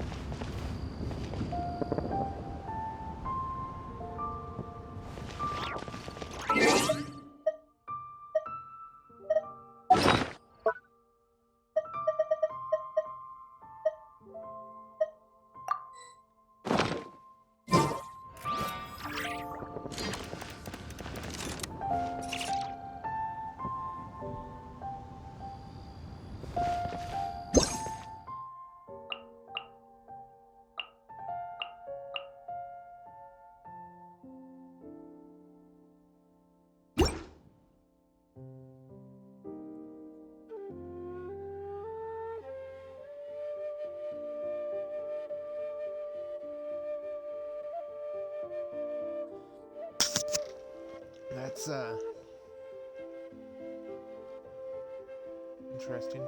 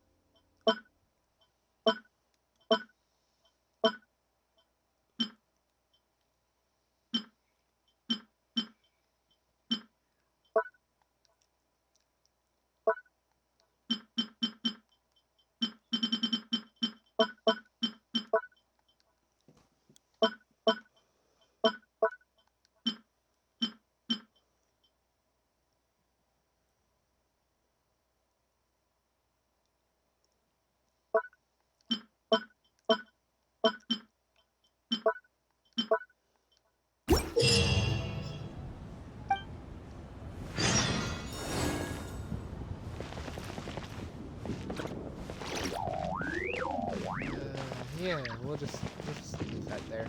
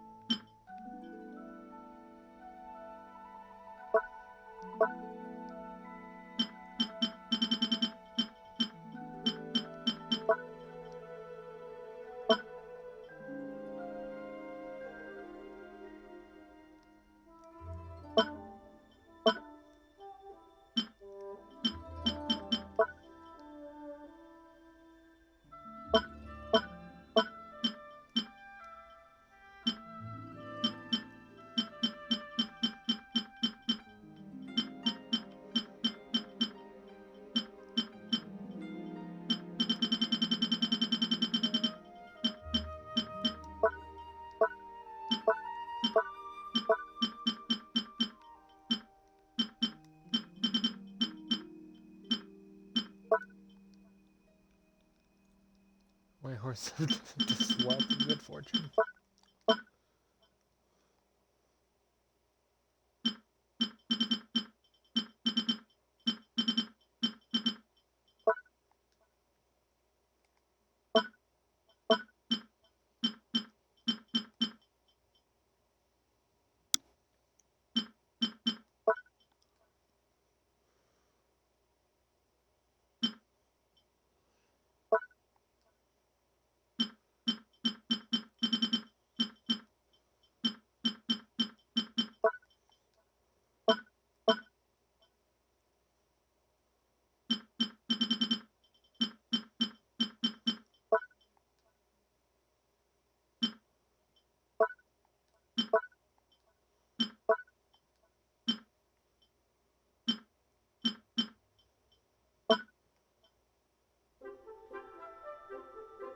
This grammar is bad.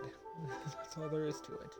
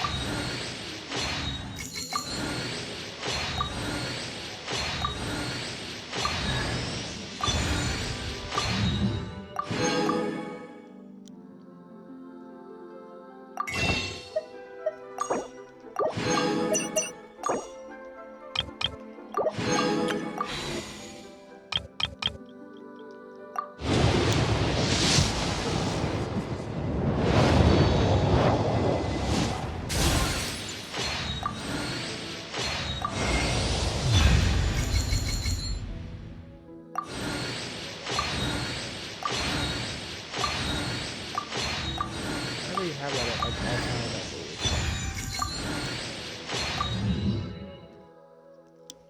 But hey, an extra bow is an extra bow.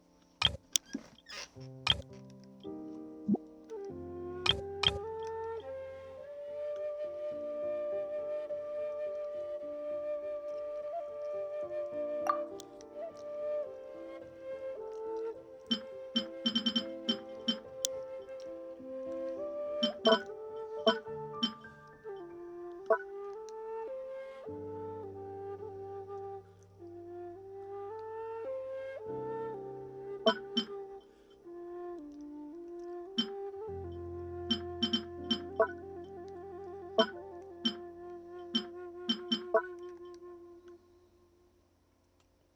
isn't there a space?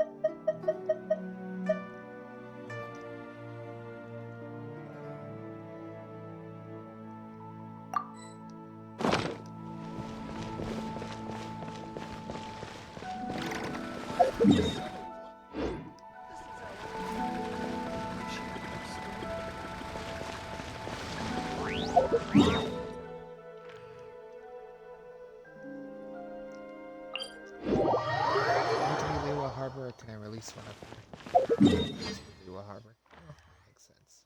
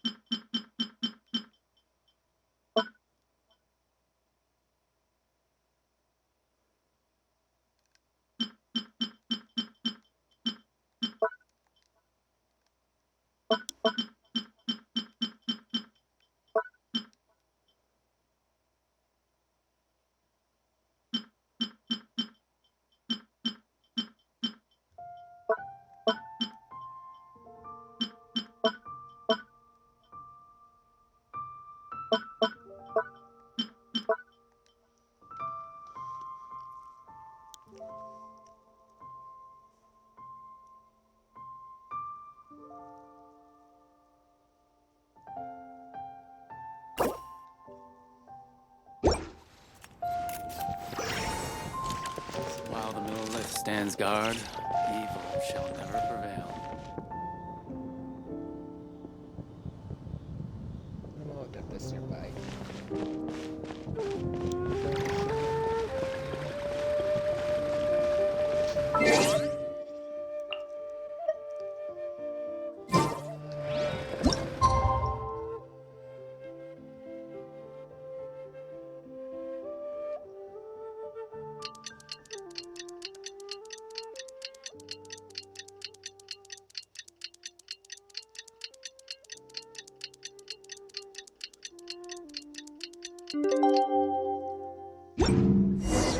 Paimon wonders how the White Horse Adeptus is getting along. Maybe we should check in on her? We can ask Zhangli where she is.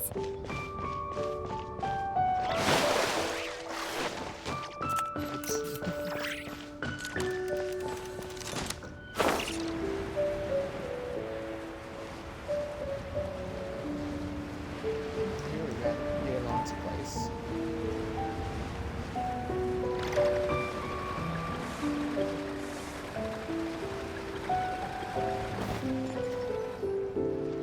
Oh, looks like Zhangli hasn't stopped by for tea today. Hey, are you two looking for your friend? Try going up that way. Is Zhangli up that way? No, but that young lady who was dressed up as the White Horse Adeptus the other day is. She's your friend, right? I just saw her head toward Wanmin Restaurant. I was wondering why she was eating alone. But then you two showed up hot on her heels. Oh, what luck! We were just on our way to find her. But what's she doing at Wanmin Restaurant? I have no idea. I said hello, but she completely ignored me. She couldn't have forgotten who I am, right? I mean, we're kindred spirits, aren't we? Maybe she's still half asleep. Her brain might be a little fuzzy. Oh, that makes sense. I was wondering why her eyes were so red. Her eyes were red? Oh, that doesn't sound good. You young people, staying up all night because you think you're invincible. Look at your friend. Missing out on sleep so she can pretend to be the White Horse Adeptus. That's where that leaves you, you know. A word to your friend from someone who's older and wiser. She really needs some rest. Oh, Paimon won't be so certain about the older and wiser part. Yeah, what was that?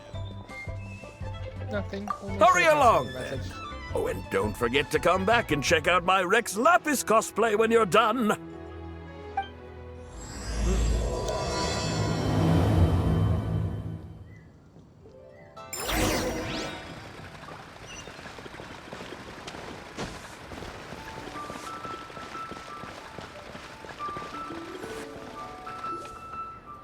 Where's the proprietor? Come out and see me at once! Xiangling and Chef Mao aren't here right now. What can I help you with? And who might you be? My name is Shenhe. I work here at Wanmin Restaurant. Shenhe. Shenhe. Are you that crane adeptus who loves planting mint? It's been a few days. Have you improved your gardening skills? Did you manage to cover the slopes with mint? Mint? I don't know anything about mint. But I am familiar with Genshin and glaze lilies. Ha! Already casting mint from your mind. How can a practitioner of self-cultivation be so fickle, chasing after every new plant that catches their eye? I'm not sure I get what you mean. Are you delirious from hunger? Would you like something to eat? Shenhe! White Horse Zabai! So this is where everyone is! Traveler, Paimon. It's been a long time. Happy Lantern, Rite. Happy Lantern. Is this customer a friend of yours? I guess you could say that. Don't mind her, Shenhe. She's just a little cranky because, she didn't sleep well last night and she's only just woken up. Look how red her eyes are. I see. In that case, Miss Zabai, I have a tonic here infused with Shingshin. It's cool and soothing when applied to the eyes. Would you like to try a few drops? Stop right there! Who are you two noisy children? Hey, have you forgotten about us already? Guides. Yes, I seem to recall something about some guides. Ah, yes, now I remember. What luck! I was just looking for someone to show me the way to Elong Wharf. Huh. Is she starting to come around? Where do you want to go to Elon? Someone requested my help in purchasing some tea leaves. I was informed they have discounted prices during the festival and that I shall get a good deal there. Tea leaves? This sounds like Zhang Li's doing. He sure knows how to get people running errands for him. Yeah, Your friend Rex Zhang Li initially requested the most expensive tea, but then a young lady in a hexagram hat mentioned he'd burned through the Wangsheng Funeral Parlor's yearly expenses at an exhibition a few days ago. Oof. As such, he is only permitted to buy items that are discounted this month. Oh, that's his boss, Hu Tao. It's about time she realized the problem and put a stop to his spending sprees.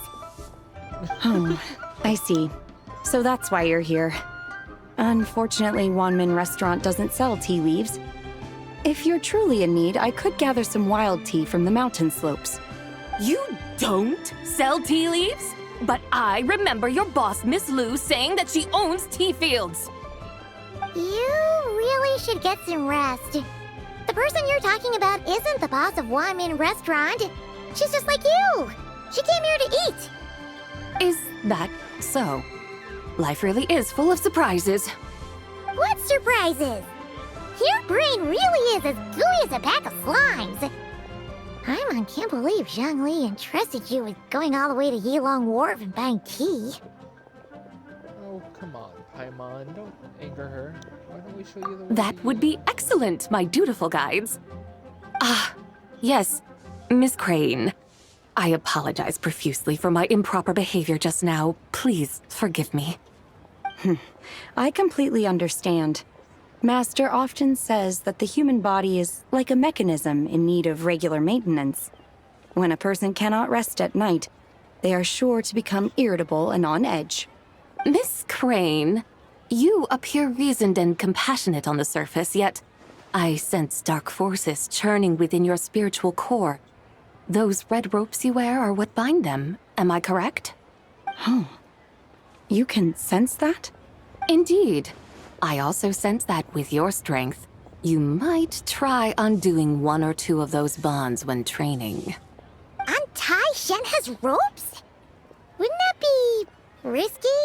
Though the use of red ropes to bind the soul is a wondrous technique, practitioners must eventually learn to break free from external aids and look within themselves for restraint. Master has told me similar things, but I am not ready yet. Your self-cultivation has progressed far enough. Then I will seek further guidance from my master. If you still have doubts, you can find me at the Baiju Guest House. I'll be taking up residence there for a while. For now, my dutiful guides, let us be off. Alright. She's flip-flopping between herselves. Which is interesting. Wow. Nero's really got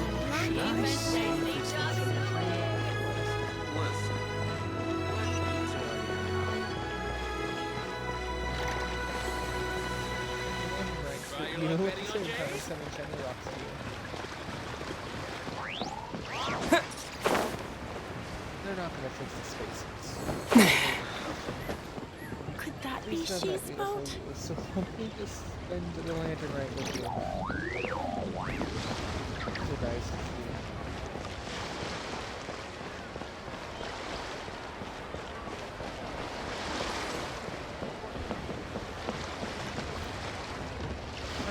are those floating? Let's be using some fish wire.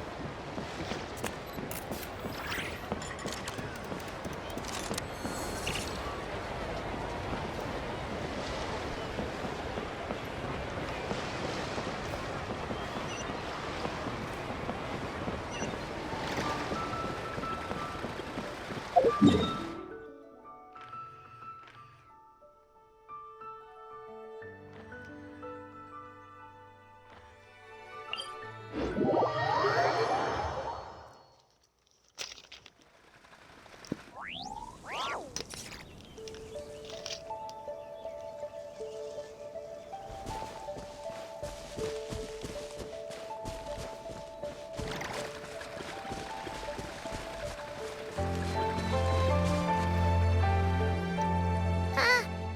we going to Yilong Wharf? How do we end up on this mountain? Is that small town over there not Elong Wharf? I sense a familiar scent wafting through the air. You're right! Except for the smell part. Paimon doesn't smell anything. That is because this scent is the essence of jade, which can nourish the spirit. Oh, yeah! Shenyu Vale does have a lot of jade, but Paimon didn't think jade smelled like, anything. Naturally, this has reminded me of something. Hmm? And what's that? A few simple tricks for mastering one's power.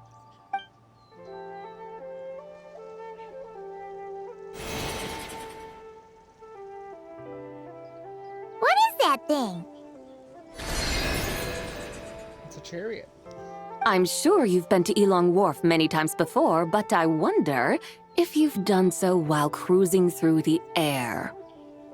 You've been such dutiful, dedicated guides, so allow me to offer this fresh experience as recompense. Please step in.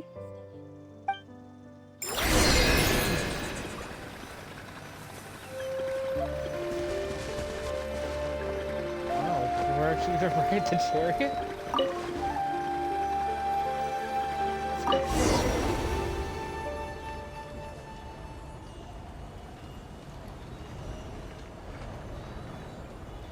This is amazing! Paimon feels just like an Adeptus flying through the sky. What is this thing? I created it from my memories of the chariot of the Lunar Palace. Many years have passed since I last laid eyes upon it, so there may be some discrepancies. Nonetheless, it is functionally much the same. A lunar chariot? Wow! Paimon never imagined she'd get to ride in one! So, Sabai, does that mean you used to work on the moon? Work. That's an interesting way to phrase it, though I suppose you are correct. I was once an angel, a member of a race tasked with guiding humanity. Then, graced by serendipity, I became a moon envoy. Huh? What's a moon envoy? Some kind of super important angel? As you would understand it, a moon envoy is a job title. Any angel, or non-angel, can become a moon envoy. Does that mean you're not the only one? Of course not. Though my memories are still hazy, I vaguely remember some of my colleagues. There was one who liked to take on the form of an ibis. An ibis? Could it be... Can all moon envoys turn into animals? Does that mean Lauma could take that job? She can turn into a deer, and moon chanters are some sort of Luna envoy anyway, right? Moon chanter? I have no idea what those are. Oh, okay then. This is Leo, not cry. Look! Paimon thinks she saw a tea vendor over there! Very well. Let's take a look.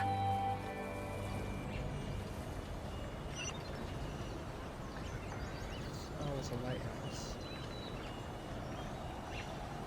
The spirit bushes. Again, I haven't done a lot of Shenyu Vale.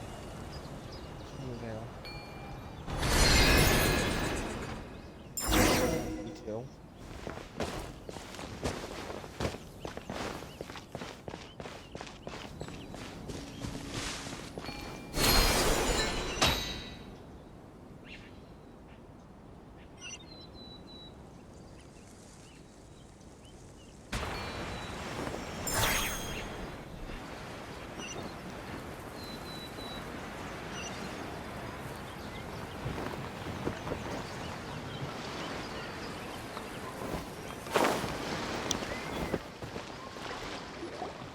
Welcome. Please have a look around.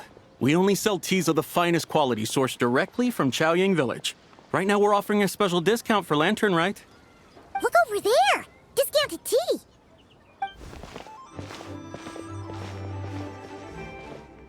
Dear customers, are you looking to purchase some tea leaves? I can see from your bearing that you are no ordinary customers. My humble shop has some exquisite teas that should satisfy your more refined tastes. We're not here for quality. We're looking for a discount. A discount? Well, that's a coincidence. Our Sungla tea is on sale right now. A special festive offer. Something about the name of that tea sounds familiar to Paimon.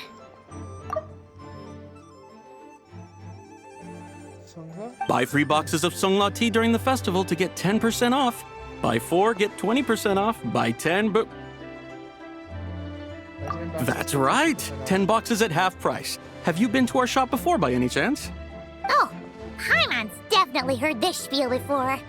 3, 4, 10, 10, 20, 50. Zabai, what are you muttering about? When purchasing 3, 4, or 10 boxes, the corresponding discounts are 10, 20, and 50%. The intervals between the two sets of numbers are 1 and 6, and 10 and 30. Look! Her eyes turned blue! That's gotta be a first! If the differences between intervals remain equal, the interval after 6 should be 6 plus the difference between 6 and 1, which is 11. Similarly, after 30, the next interval should be 50. Therefore, extrapolating upward, the next two numbers in each set should be 21 and 100. You're making Paimon's head spin! Those numbers! What do they mean? The first one we met. This is the one that we accidentally met with the... They mean that if we buy 21 boxes of Sungla tea, we should get a 100% discount! 100% discount? You mean we'll get them for free? That is what she means. Oh, there was a pattern to the discounts. Is that right? The pattern we speak of is mathematics, little one. A pattern that is always right. That's amazing! You're a shopping genius, Zabai. Oh, wait. Something feels off here. I had no idea our shop's discounts were tied to the laws of nature. I've learned so much from you, dear customer. No need to thank me. Now, please give us our 21 boxes of free tea. Wait! What's the matter? Paimon just realized what it is that's not right. It took you long enough. We got the short end of the stick. Think about it. If we don't have to pay when buying 21 boxes, then if we buy even more, the vendor should be paying us money instead, right? Huh? Hey, Zabai, work this one out. If we buy 100 boxes, we'd make loads of money, wouldn't we? It stands to reason. Wait a moment, dear customers. Don't you think you're haggling a little too hard? You are the one dictating the discounts. We're simply extrapolating the numerical patterns within. As such, we are hardly haggling. You have a point. However, that's right. I'm so sorry. I just remembered. My supplier didn't come today, so we don't have any tea after all. Such a shame. Terribly sorry about this. Awful luck. Where can we find your supplier? Well... Not to fret. We'll save you the effort and go straight to the source ourselves. Well, you see, dear client, the supplier's discount isn't as generous as ours. You won't be able to get the same price from them. Huh? Does that mean they won't pay us for taking their tea? They might not even offer you a 100% discount. How very unfortunate. Nevertheless, as the original supplier, they must offer some sort of discount. Besides, we're not looking to make money. We just want a good deal. Well, that's great. My suppliers are all tea farmers from Chaoying Village. You can go ask around the village, but please don't say I sent you. Do not worry. We appreciate your generosity. Referring customers to your business partners, even choosing to remain anonymous, the demeanor of a true gentleman indeed. Your business will surely prosper. I hope you're right. Then let us head to Chaoying Village. Do you know the way, my guides? Of course! Just follow us!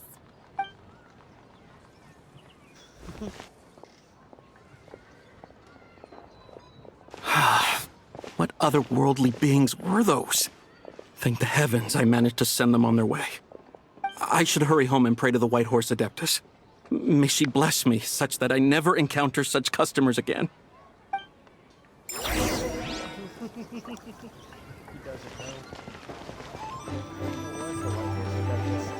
Sneaky Joe. Even that's it doesn't look to be that far away.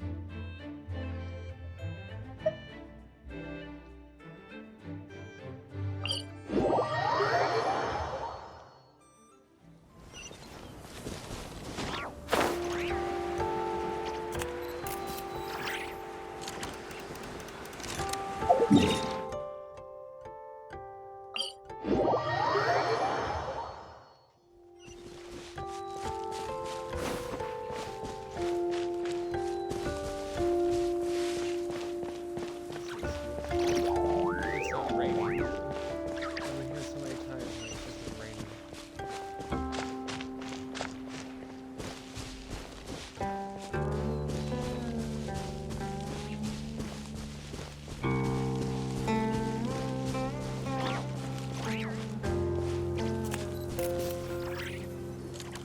Here we are!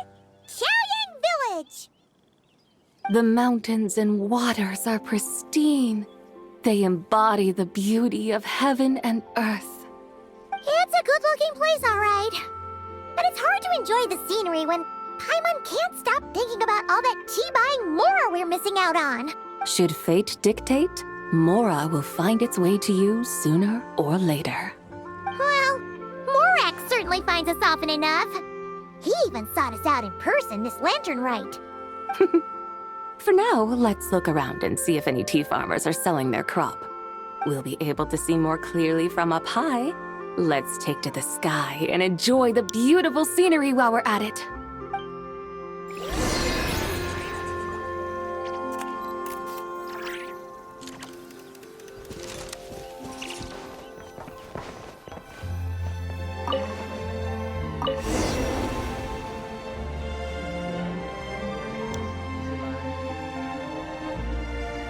Wow! Chaoying Village looks beautiful from up here. Indeed, the houses here are quite different from those in Liyue Harbor. They follow the natural contours of the mountains, forming unique, elegant structures. Yeah, it's super beautiful. The white walls and dark tiles frame the emerald waves of the terraced fields, while the curved eaves and tall gateways juxtapose each other with grace. It's almost too beautiful to be true. The crowing of roosters and barking of dogs, the calls of farmers working the fields, a vibrant pastoral chorus overflowing with earthly vitality. Yeah, it's incredibly beautiful, huh? Have you studied the linguistic arts by some chance? Huh? Your vocabulary for beauty seems rather constrained. Paimon knows how to say pretty as well. I see. Now then, let's take a look around and see if we can find any farmers selling tea. He is but a small child. Give her a break, Sabai. Look! There's someone in that tea field! And they look kind of familiar. Wait, is that Lu Xiangxiang? And who is that? Oh, you'll remember her once you see her up close. Hey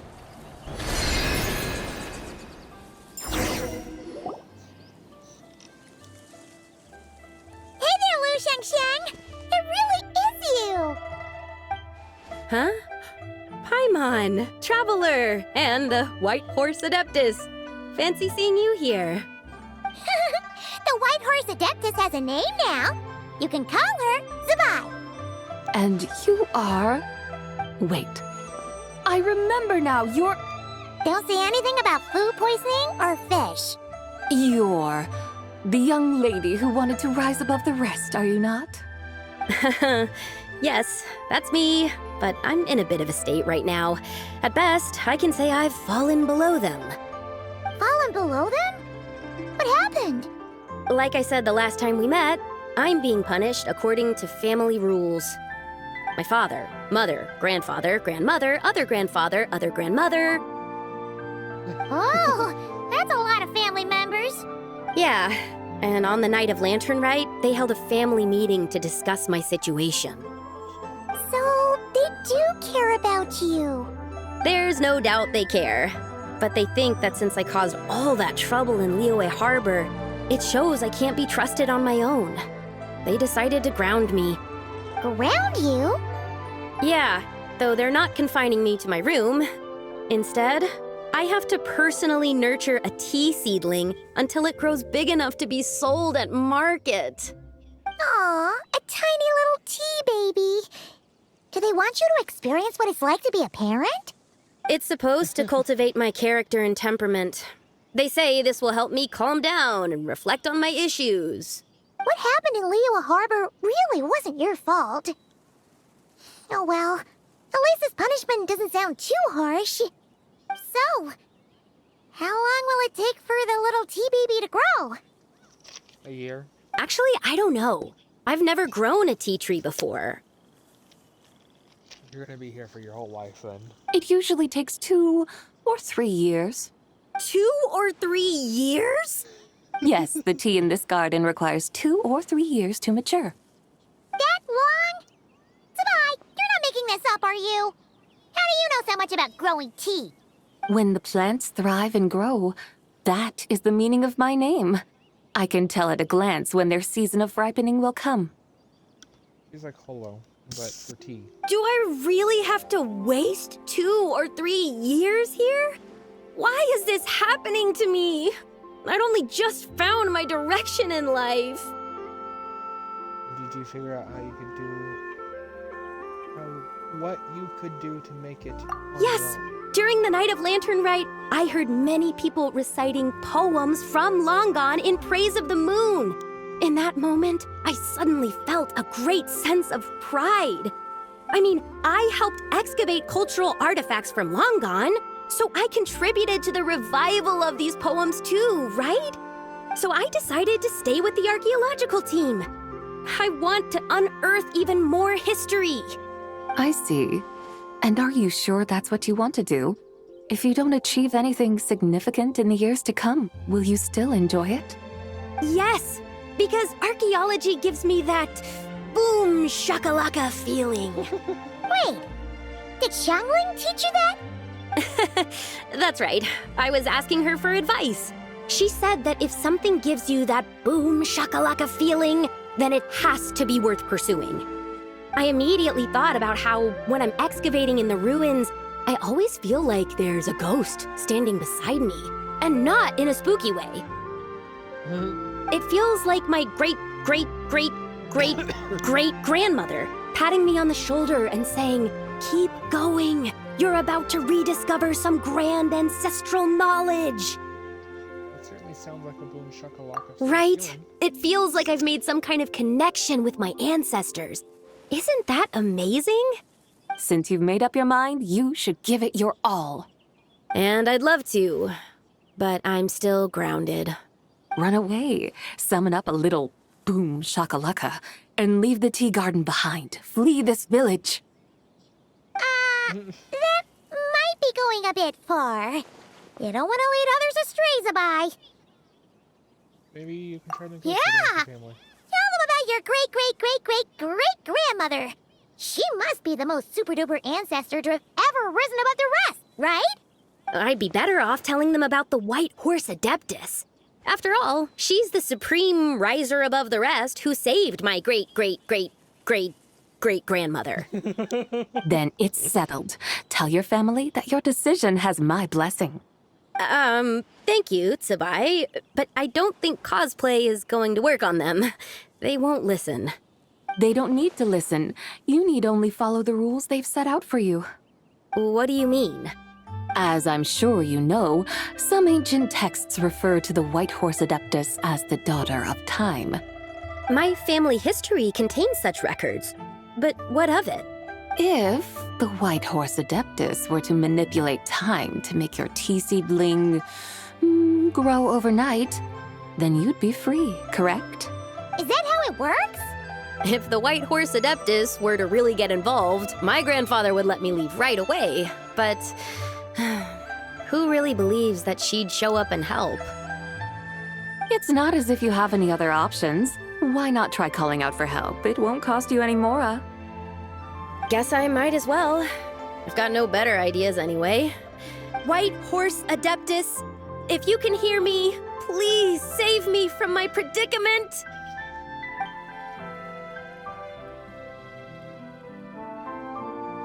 Ugh.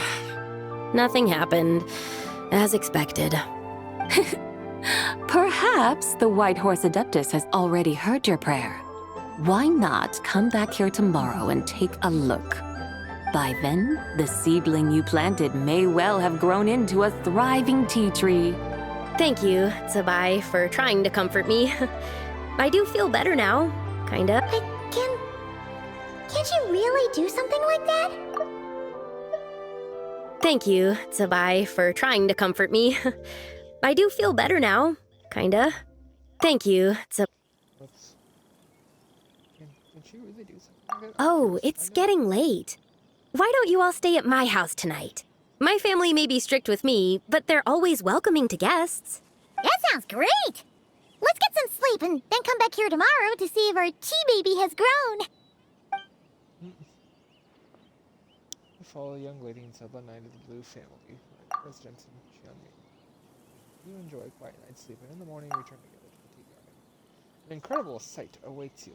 Oh, the tea tree! Whoa! Your tea baby is all grown up! Indeed, it has grown into a mature tea tree that can stand tall in the face of wind and rain.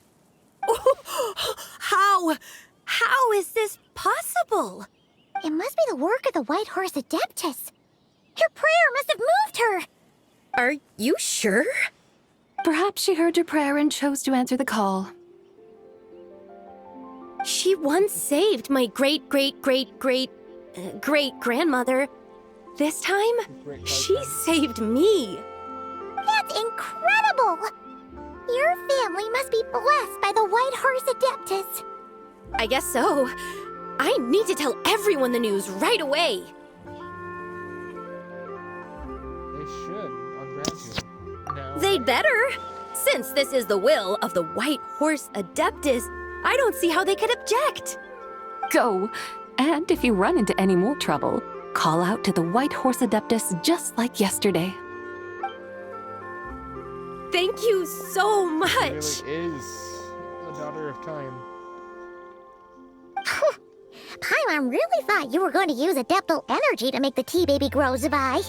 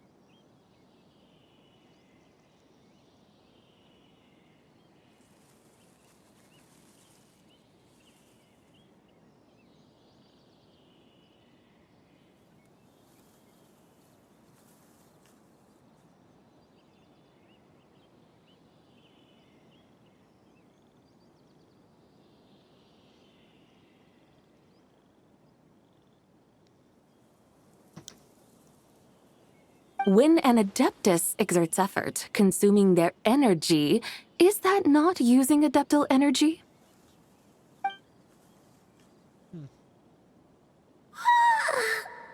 All right. What are we doing out here in the middle of the night? We're here to help Lu Xiangxiang fulfill her wish, of course. Can you really make the tea baby grow? It won't be easy, but there are ways.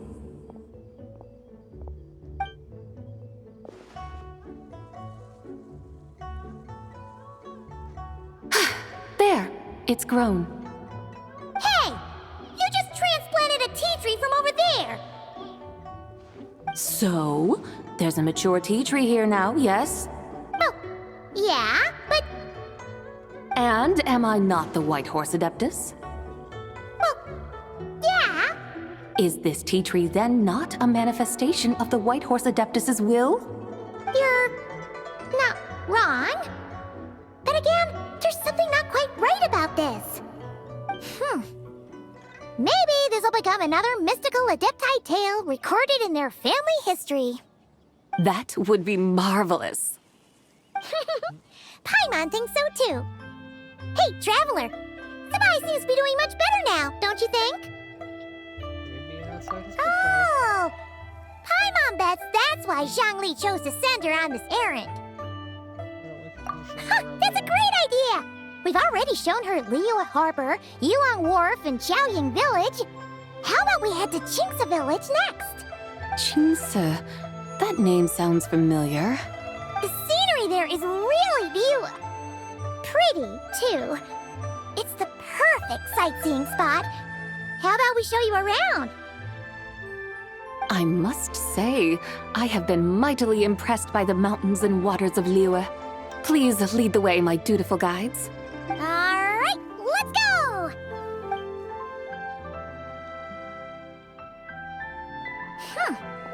Paimon can't help feeling like we've forgotten something. Pay it no mind. I've already forgotten more than you will ever know. All right.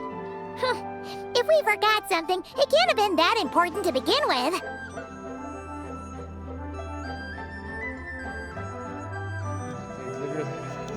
That you had to pull up the game. Well, if you forgot something, that must not have been important. Yeah, Qingce Village, here we come!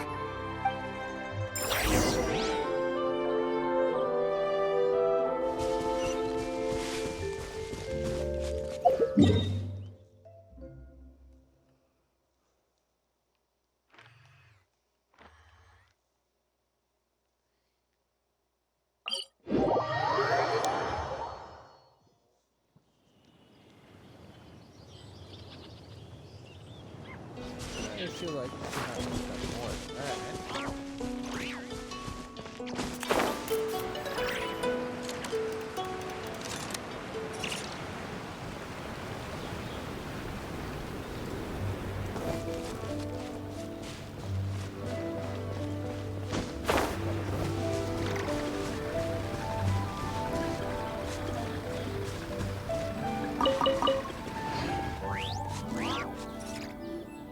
We should plant cucumbers. We should plant canolas. We should plant cucumbers. They're easy to sell. We should plant canolas. The flowers are pretty. What are you arguing about, little ones? We're deciding what to plant in our field once Lantern Rite is over. Yeah. Dad gave us a small plot of land to grow our own crops. He said we can keep all the more we get from selling them. We should plant cucumbers, right? Dad plants cucumbers every year. We should plant canolas. We can press the seeds for oil. It smells good and sells for a good price. Ah, an agricultural debate. This should be easy to sort out. Granny, are you a farmer? Could you tell us what to do? Granny? What did you just call me, you rapscallion? Oh no, her eyes are gonna turn red again. It's just, my granny smells really nice, and you smell nice too, so...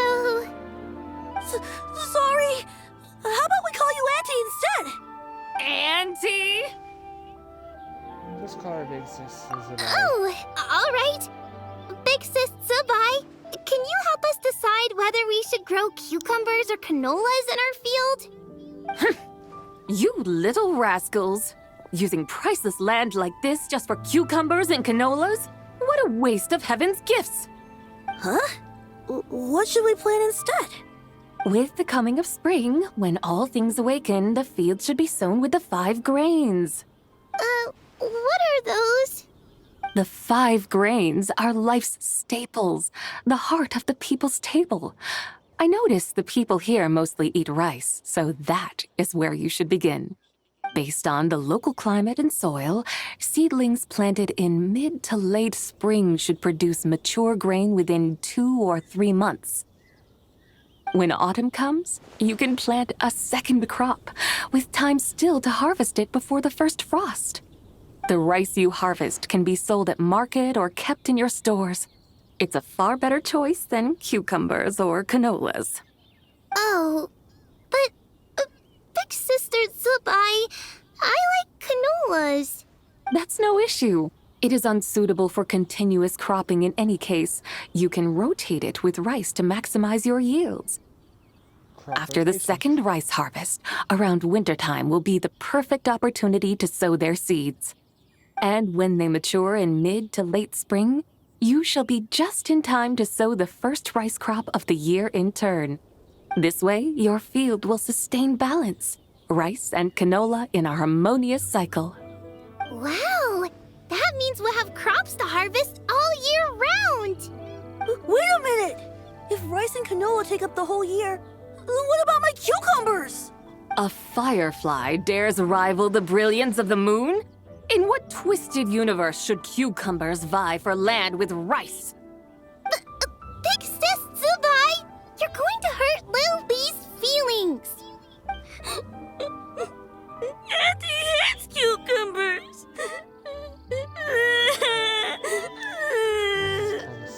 Stop crying this instant! I meant that cucumbers are simple enough to grow. There's no need to devote a whole field to them. Just find an empty corner of your yard, scatter some cucumber seeds in the earth, and before you know it, you'll have a thriving patch of vines. Cucumbers delight in sunlight and moisture, but they suffer in cold weather. If you wish to plant them this early in the year, you should make sure they're protected from frost. Wow. Is it really that simple? Let's hurry home and get started right away! Are you really in that much of a rush? Well, thanks, Big Sis Zubai, who's fierce but really good at farming. We gotta go! Thanks, Big Sis Zubai! See you around! Paimon never imagined you'd know so much about farming. What's so strange about that? The people of Longon called me the god of soil and grain. Are the fields not made of soil? Is rice not one of the 5 grains? Huh, that's true. So, if the god of soil and grain is a farming god, that means the White Horse Adeptus must be a farming adeptus, right? When you put it that way, Zubai suddenly seems very Of down to course, earth. the god of farming is down to earth. Mind your tongue, impertinent child. How dare you diminish the lofty bearing of an adeptus? Hey! You're the one who said the god of soil and grain is all about farming. Enough! It's time for us to take to the skies once more. Join me now. Witness the majesty of mountain, water, and field, and Broaden your horizons. I'm so sorry for cutting that off.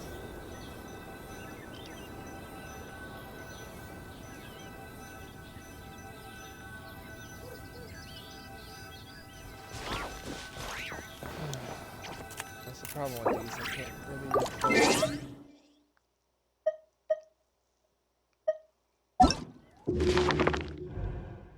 Because sadly, servers, the Genshin team at least, is terrible at keeping these things, you know, saved in here to view.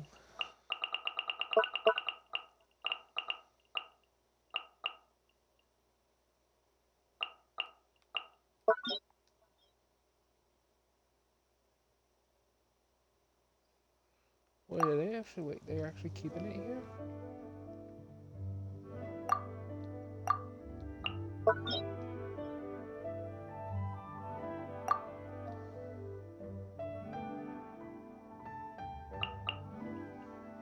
Okay. So the travelogue now has event quests. That's awesome. I know people have been waiting for that for years.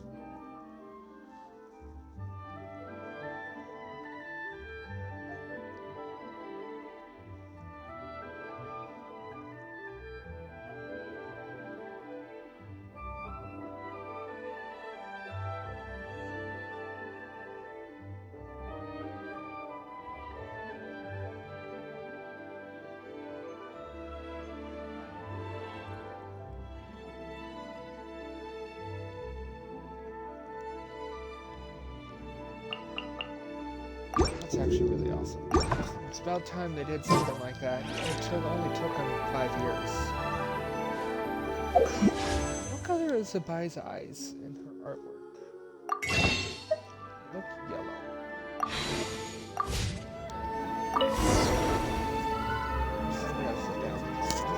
Wow! The terraces look so pretty from up here. The mountains tower like pagodas, the hills coiling at their feet like shells. Layers built upon layers, rising and falling in harmony. A truly unique and mesmerizing sight. Thinking about it, you have a special connection to this place, you know. A special connection? Yeah! There's a local legend about a white horse leaping from a pure spring to follow Rex Lapis into battle.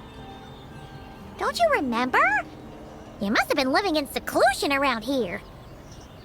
That does sound somewhat familiar. Oh, and if we keep going up this way, we'll reach a super duper spooky spot. He might have a connection to that place too. There's an ancient array that seals away the remains of a fallen god. A god's remains? Yeah? The people of Liyue turned that story into an opera called The Sanctification of Tao Do. Does that ring any bells? Tao Do. Huh. The 7 and 8 gates array. That's right, that's right! You do remember! Bune, the god of the underworld, who could pacify the forces of life and death. Huh? So, Tao Do had another name? Let's go take a look.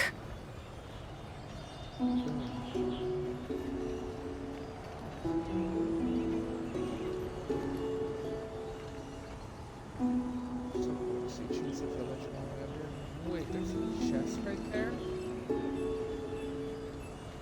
Keep that in mind. I thought I explored every corner of Liyue. Hello! We've arrived at Wulwang Hill.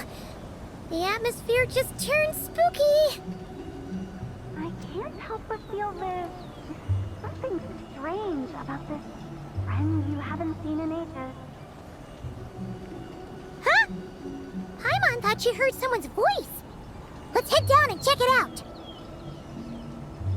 Those are town.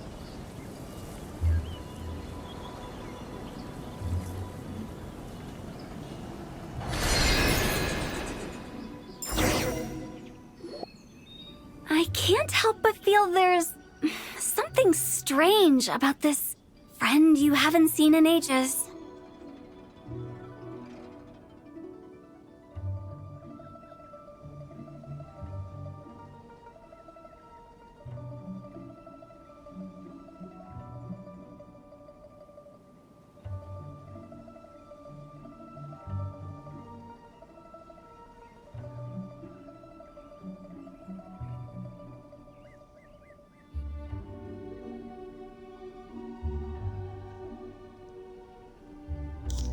Strange?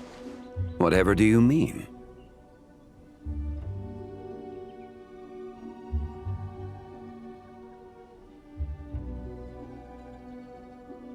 Her strangeness defies description. This Miss Zabai is a full-blown enigma, don't you think? I'm afraid I have no idea what you're talking about.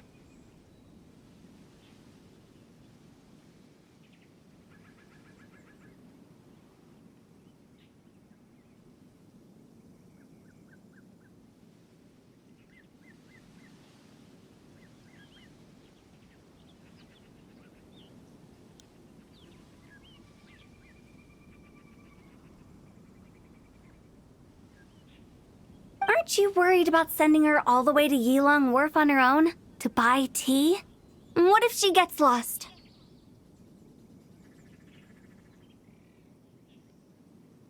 Fair point. Fair point. Where there are people, there are paths.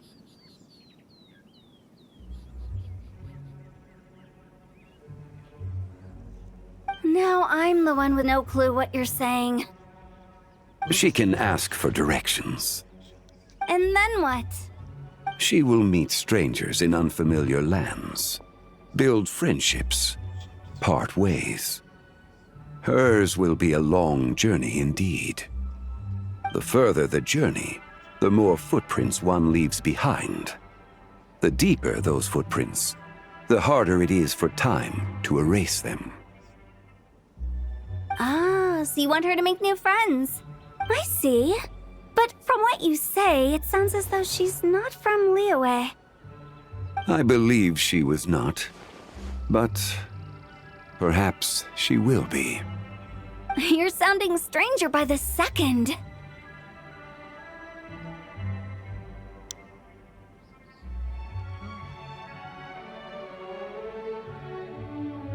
Oh, yeah, technically well known. Huh. Oh, over there! Oh, look who's here!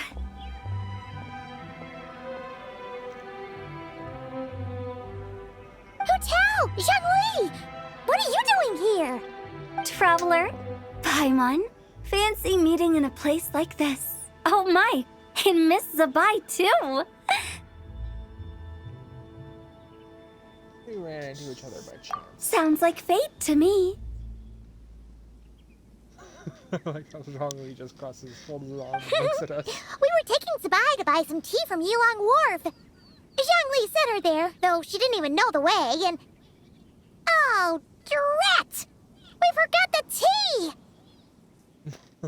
Oh, Paimon knew we were forgetting something! Sorry, I forgot to. Why didn't you say so earlier then? What's done is done. There's no need to dwell on it.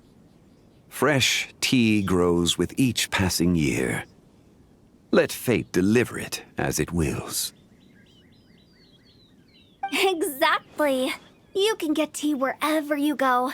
You're hardly running low now, are you? Paimon feels a lot better now that you've said that.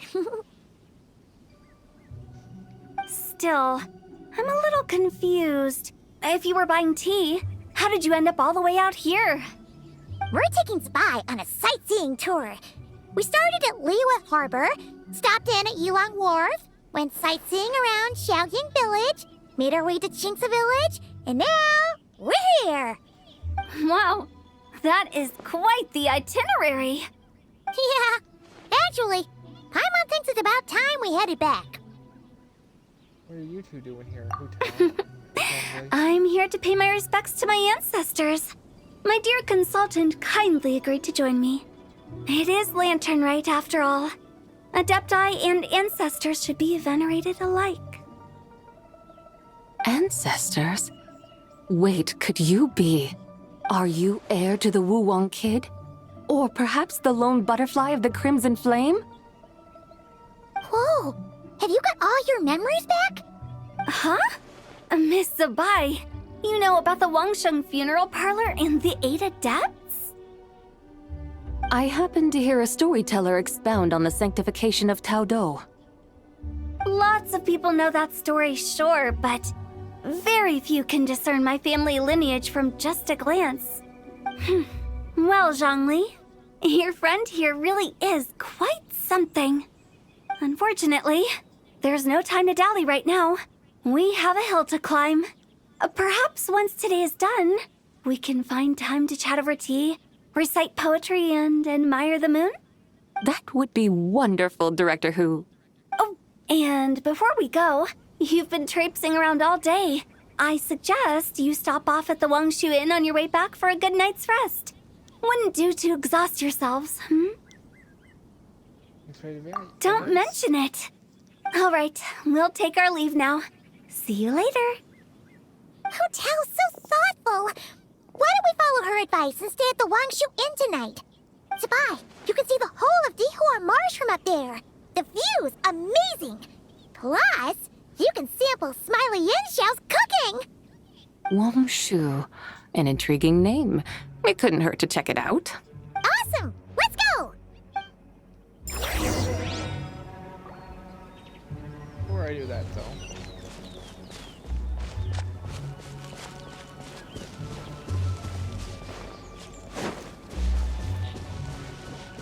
There's a chest over here that I never got.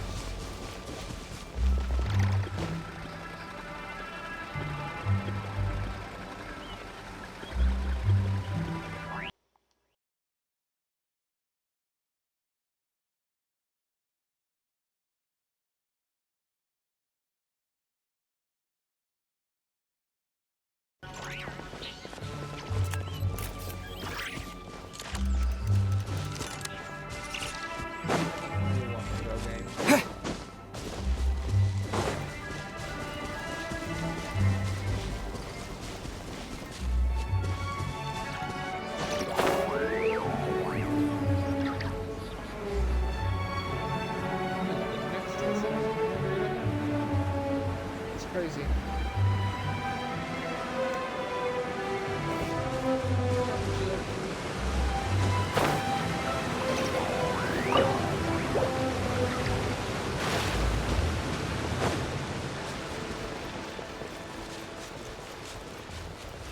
I'm not surprised by the fact that I don't.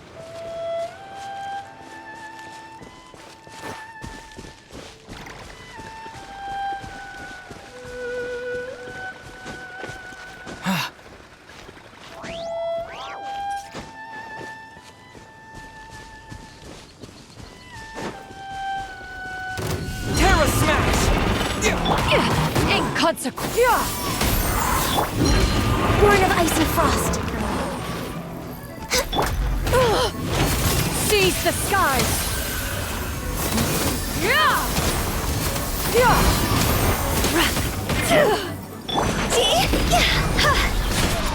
Quit it!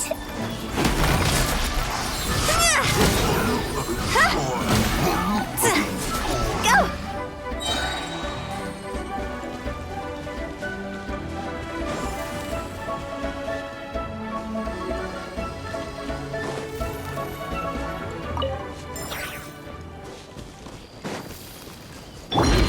No touching!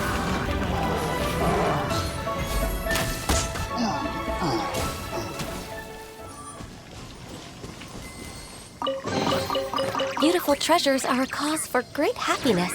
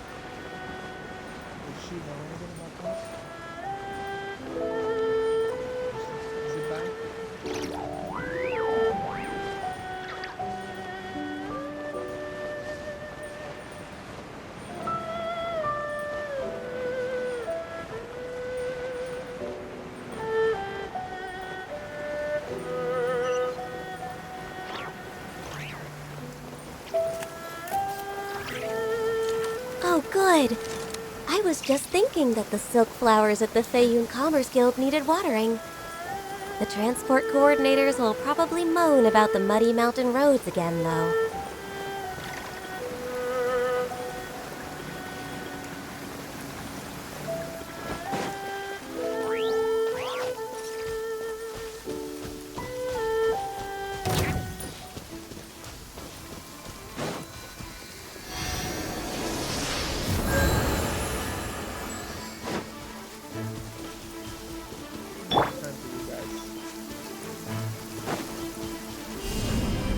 Yeah!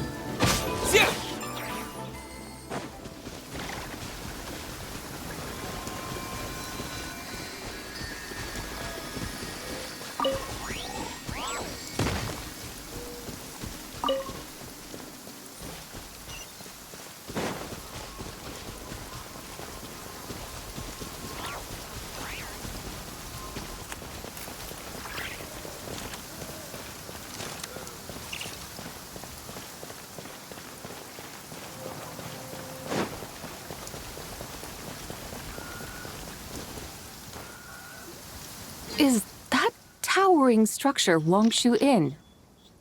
Sure is. We can take the lift up from over there. But there's no need. We got the chariot. Always walking the path long trodden.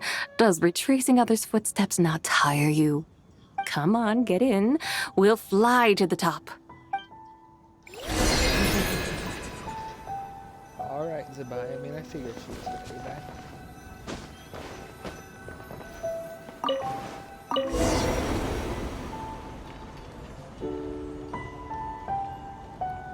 Are we really going to fly up to Wongshu Inn? Isn't that a bit showy? All the guests are going to see us. Is that a bad thing? To be able to witness an Adeptus. This will surely add to the inn's appeal, not to mention the room prices. The owner will thank us. You seem to really like showing off your powers. This inn's architecture is incredible, and the surrounding countryside radiates a picturesque charm. No wonder the new proprietor of the Baiju guest house thinks he can't compete and has decided to change his own establishment's name. The new proprietor? Ah, you mean Lu Shengsheng's dad. So you know about that, too. Personally, Paimon thinks it should go with something like Rex's Rest. That's a contender's name if Paimon's ever heard one. A fitting name indeed. So you think the guest house should change its name, too? Paimon kinda thought you'd say something like, such sacrosanct traditions must never change. Time flows ever onward. Why should the rules of yesterday be carried forward into the world of tomorrow? The people of today should determine what is to be kept. Huh. You're not as old-fashioned and stuffy as Paimon thought. The years ebb and flow, seas recede to reveal fields. In the vastness of time, I am but a wild horse in a boundless sea of dust. Even Rex Lapis, having waded through the waters of the river of time, is not quite the same as before. Zhongli? What was he like before? That is another story for another time. Fair enough. It was working though.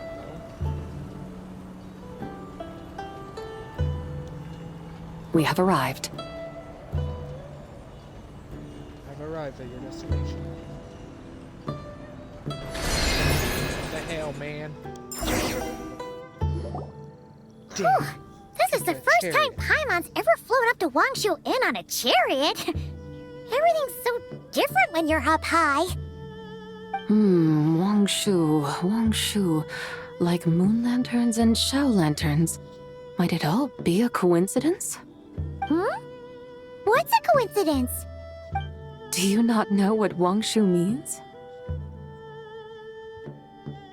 I have no idea, but I'm gonna assume it means the moon. Not bad. You're clearly much sharper than your diminutive companion. Wangshu can refer to the moon, but its original meaning is actually the goddess who rides the bright moon's chariot. And you must be the conqueror of demons. Xiao! Paimon was wondering if we'd disturbed you by flying down from the sky. Not at all. I sensed an unusual presence long before you arrived, though I didn't expect it to be you in a flying chariot. Ah, a witness at last. I was starting to think we should fly a bit lower. It would be awfully dull if no one ends up marveling at my lofty bearing. No need. This is already showy enough. I'm not one to do good from the shadows, as Rex Lapis is wont to do. Then you must be... Nay, I'm only cosplaying as the White Horse Adeptus, in truth. Cosplaying? What's that? Ugh, ignore her nonsense. She's a genuine article. The one and only, completely authentic White Horse Adeptus. It's just... Xiao, did Zhongli say anything about her being a teensy bit... not quite right? Mental instability, perhaps? Did Zhongli tell you that? No, this is my own speculation. Well, you pretty much hit the nail on the head. It's like her brain's filled with a bunch of slimes right now. All gloopy and messy. There's a hot-tempered pyro slime, a math-obsessed hydro slime, and a mischievous little animal slime. But don't tell her Paimon said that, or she'll come and tell us all off. You white-haired rascal! Do you think I can't hear you? Uh-oh! We're in for it now! White Horse Adeptus. You must be weary from your journey. Why not take a rest? Oh, yes! You must be hungry, right, Sabai? How about we get some food? Oh, the chef here is incredible! I think she was messing with Paimon there, though. It's so hot! So spicy! Oh, poor Zibai. Poor Zibai.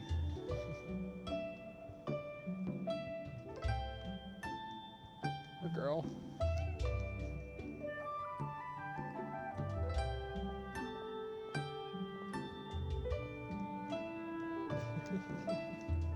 Are you okay? Do you want Paimon to get you some water? Don't worry about me. I just need to pace myself.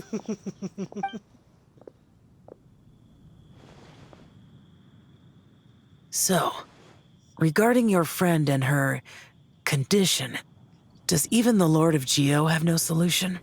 Zhongli said we should wait and she'll get better on her own.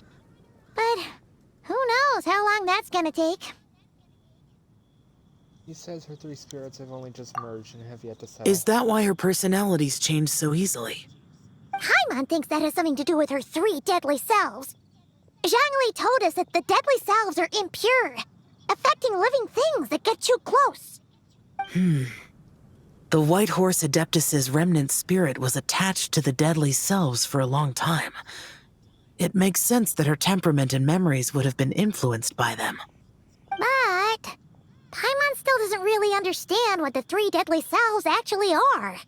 Paimon, as you do not practice self-cultivation, I cannot help you fully understand. But you can think of them simply as emotions and desires. The act of severing the three deadly selves is a means of exercising wicked desires and cultivating one's true self. I believe other nations have similar practices. In Sumeru, it is known as shattering Atmagraha. Oh, so it's about emotions, desires, and attachments. That sort of thing. It includes those. I wonder, does she still remember what happened in the past? Some of it. But right now, it's like she was suddenly awakened. Like she's still half dreaming. The half that's still dreaming might remember things, but the half that's awake doesn't quite get it. Conqueror of demons, are you looking to learn about Rex Lapis's past from me? You are an old friend of his, so please, call me by my name. But Conqueror of Demons sounds so much more imposing. In days of yore, he was the Lord of Geo, Heaven's Star. Huh? You said the same thing the day you came back. But what does it mean? I'm afraid I can't remember. Hey, did you really forget? Or are you just pretending so you don't have to tell? Why not ask Rex Lapis himself? Whether I've forgotten might be up for debate, but I am certain he remembers. He must have his reasons for not raising the past, and you likely have similar concerns. I shouldn't have asked. An answer that suits your style, General Elatis.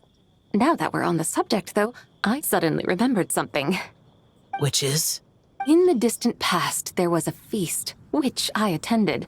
I faintly recall the Lord of Geo also being present that day. Oh. And then? What happened? Among the dishes served, there was one that could be found in every household throughout Langan at the start of spring. A dish called Flavor of Spring. I suddenly remembered the recipe for this dish. Is that it? Yes! Since it's Lantern Rite here in Liyue, why don't I make some for you to try? That sounds good. Wow! It might not have been the story Paimon was hoping for, but this looks delicious!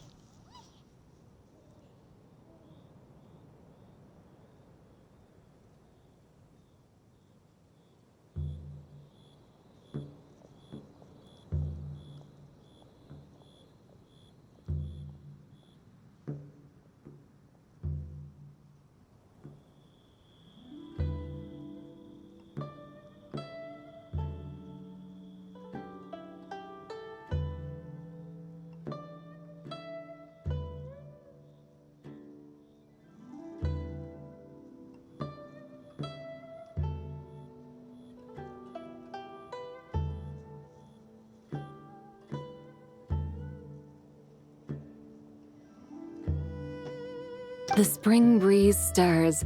Now is the perfect time to savor this dish.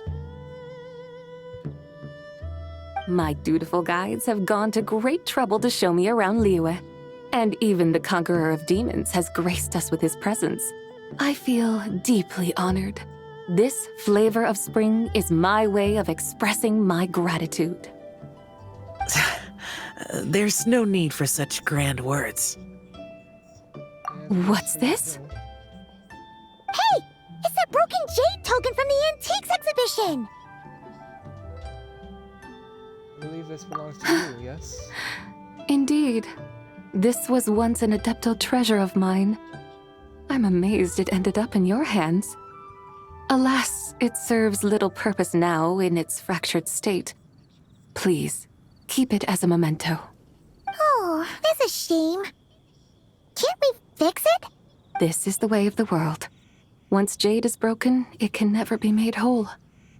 Then, what about forging a new one? That is a good point. That it has ended up in your hands must be a message from fate. I could try to craft it into a little trinket for you. One that might prove useful on your journey. Ooh, what sort of trinket? It's just a passing thought, one that will require the right opportunity. I'll think about it more when the time comes. Now that we've had our fill, we should get some rest. Tomorrow we return to Liyue Harbor, where I'll have need of your guidance once more. Hey, Cheryl.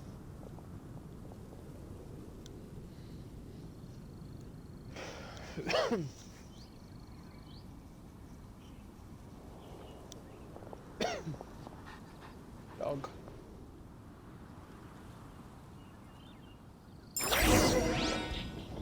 Doggo.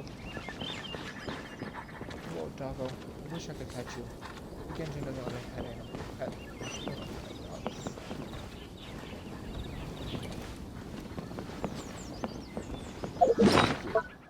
Piece of meat or something, but I can't.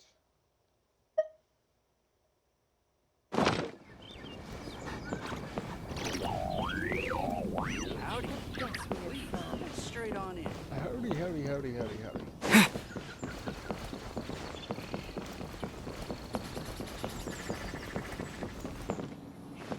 Back to you and our video.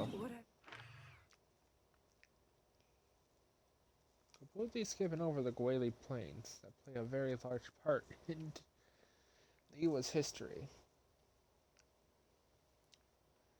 It is what it is.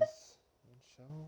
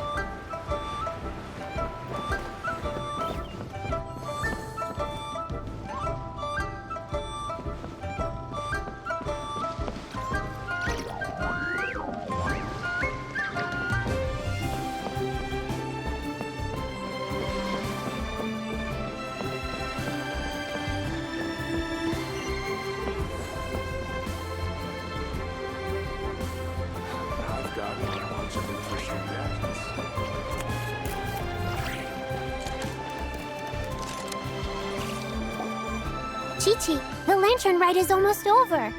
Do you remember how to make a Shao lantern?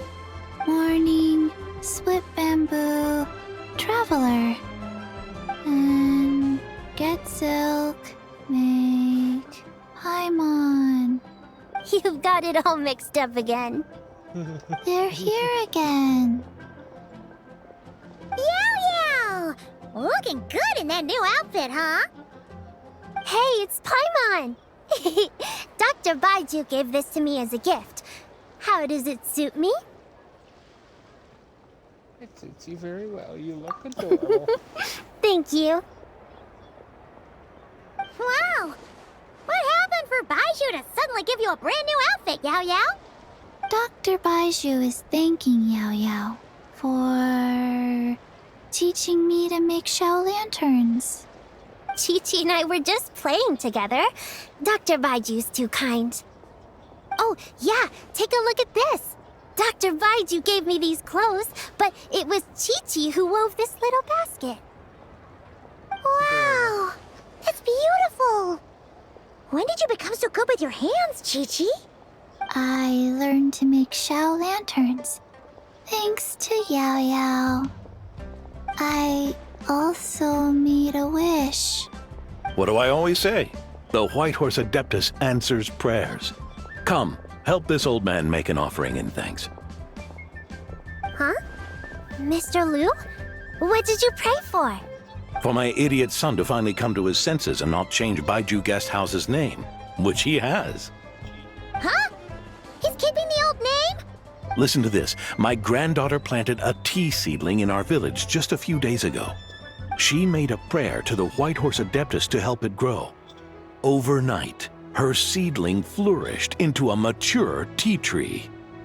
Oh, that sure does sound like a miracle. Could the White Horse Adeptus really have helped it grow? Of course she did. Oh, White Horse Adeptus, how blessed is our family over whom you keep watch. Truly, this is an extraordinary miracle. You must record it in your family history without delay. Of course. Huh? Is that you, Miss Zibai?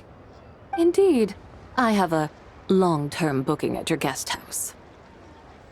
Yes, I recall. Mr. Zhongli said to charge your expenses to the Wangsheng funeral parlor, if I remember correctly. That's Young Lee. Always making trouble for poor Hu Tao. I noticed when you were here last that you bear a striking resemblance to the pictures of the White Horse Adeptus in my family history. You both have golden eyes.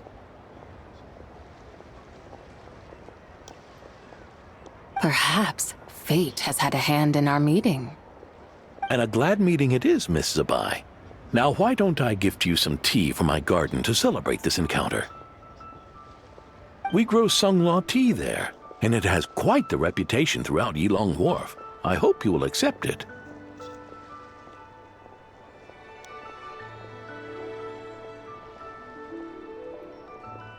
Oh!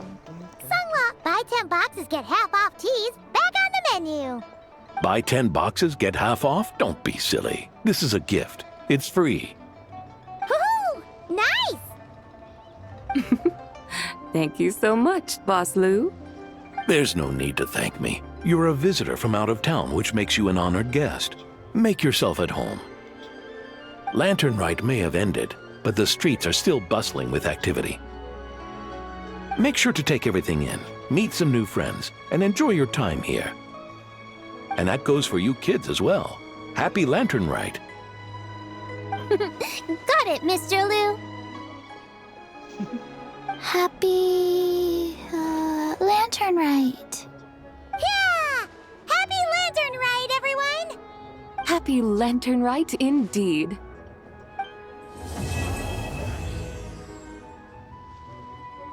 Yay.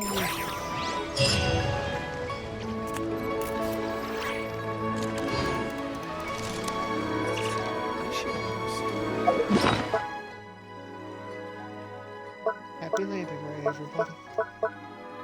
I got 2 more food recipes, too.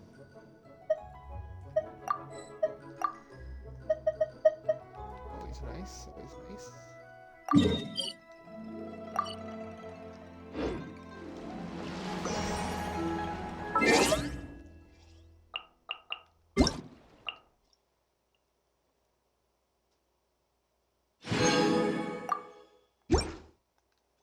Woohoo, more primos.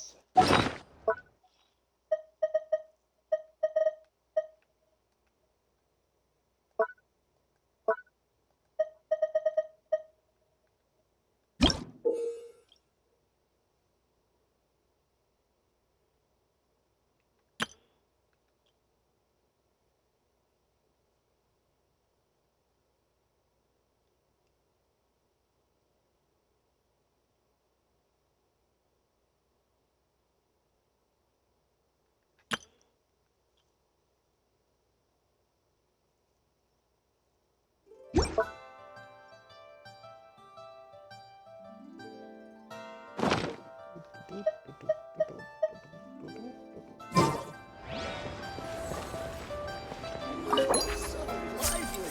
This is how a festival should be.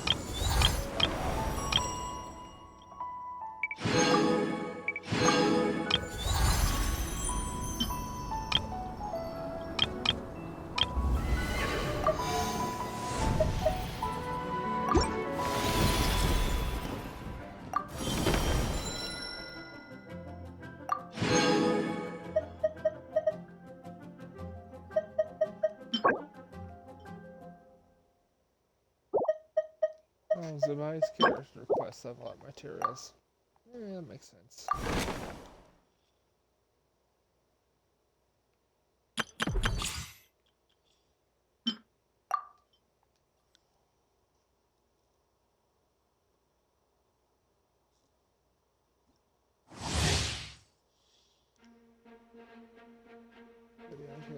also chain like to trigger lunar crystallized reactions and he deals with crystallized damage directly.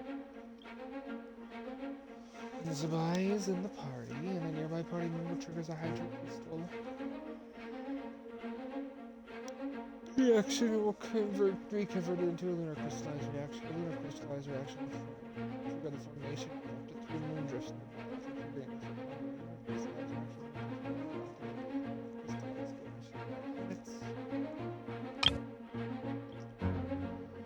Casting elemental skills, the Zabai enters lunar phase shift.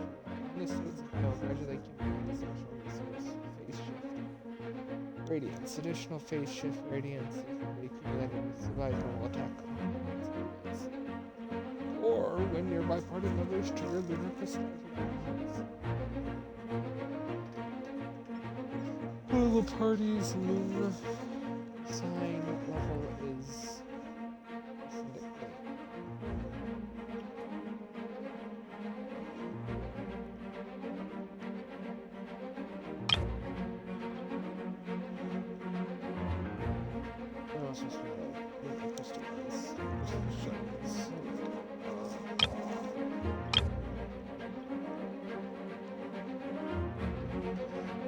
consuming phase shift radiance, Zabai can unleash the special elemental spirit skill spirit steed strike to defeat geo damage and lunar crystallized damage weapons.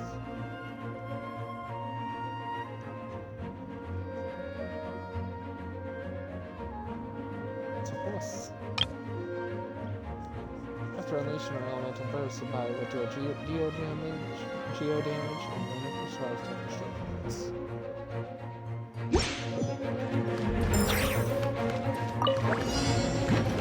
Be cleansed! The sky's clear! The glazed moon shines!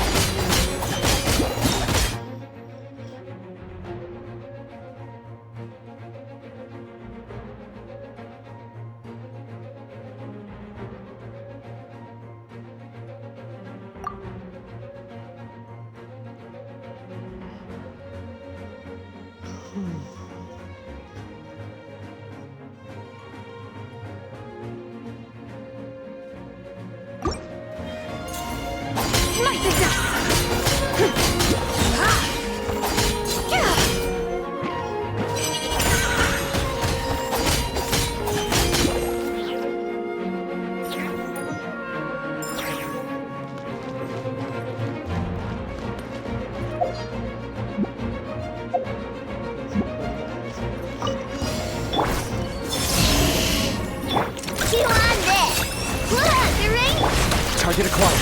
Behold, the dawn! A new moon rises. Divine light, shield them!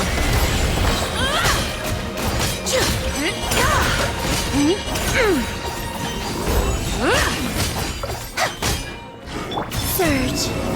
New moons converge. Press the advantage. Be gone, shadow of darkness! Lash attack! The sky's clear, the glazed moon shines! Without further ado!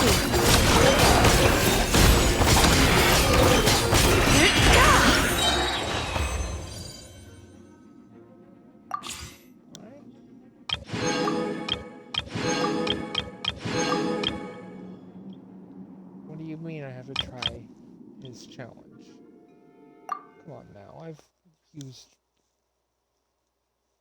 used him a couple of times.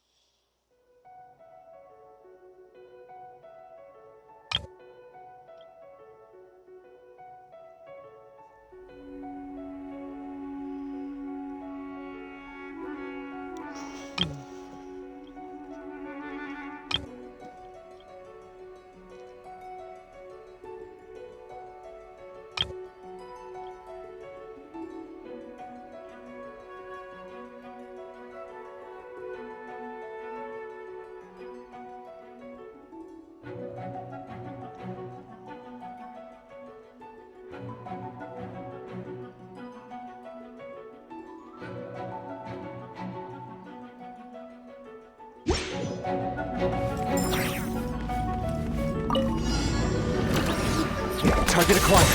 Behold, the dawn!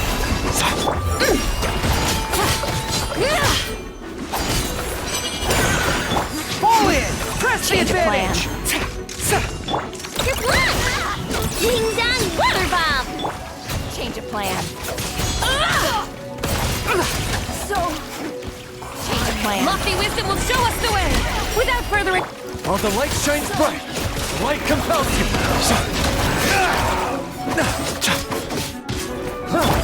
Advance! Everyone on me! Go claw! Look! Divine light, shield them!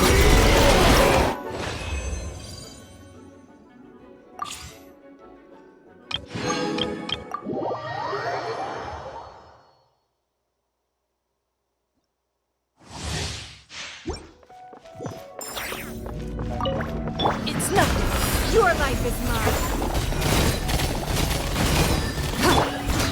Time to clean up.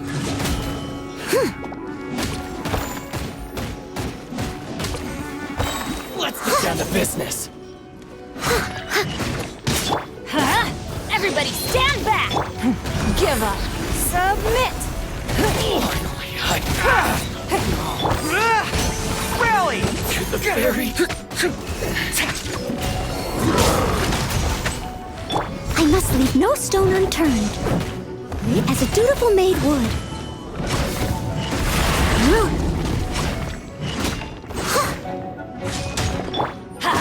Teamwork is dreamwork! Don't waste my time. Your life is mine.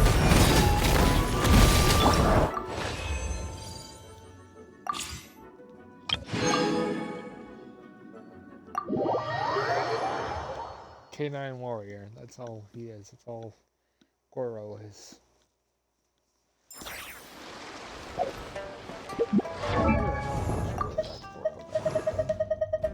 Never really used him per se.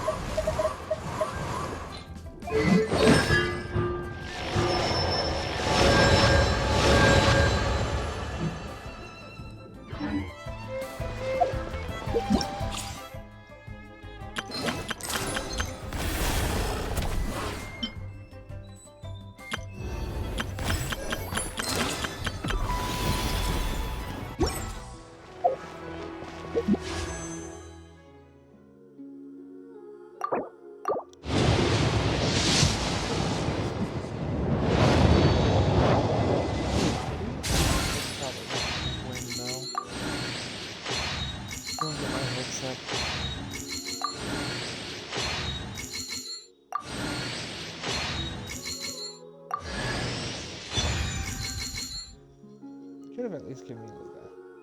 But I think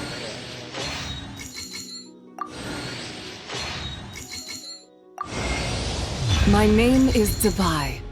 I was once known to mortals as the White Horse Adeptus. But now that I have descended to the mortal plane, you may simply call me Dabai.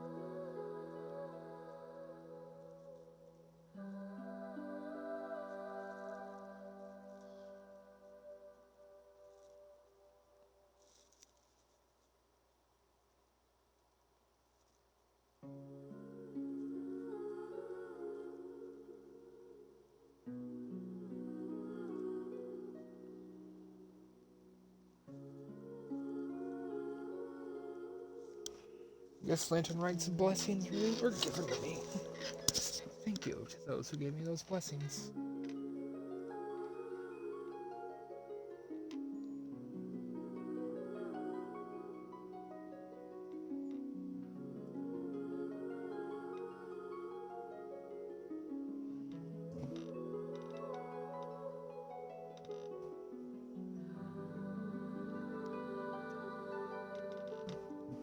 Well, anyways,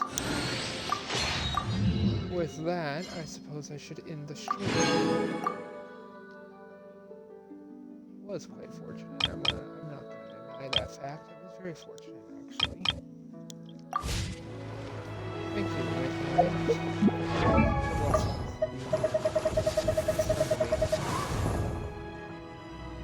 Those guys. The item.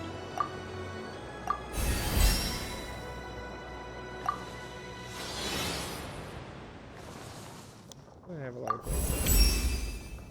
I see. That's it? Okay.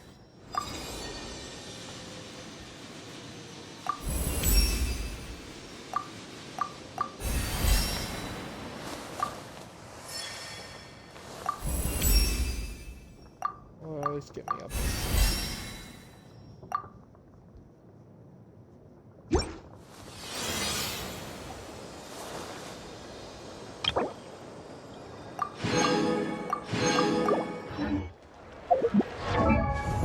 I mean, it was one of my long-term goals. Eventually get all the Adepti that become playable. Guess I've been fortunate enough to do that. Of course, she's gotta get the Geogliders.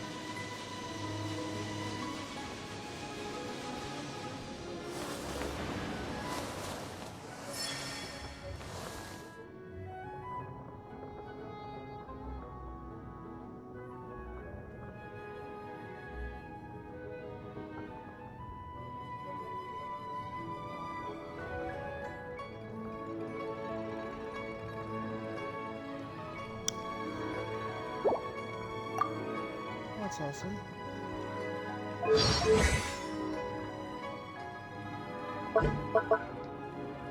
Trisphere Eminence.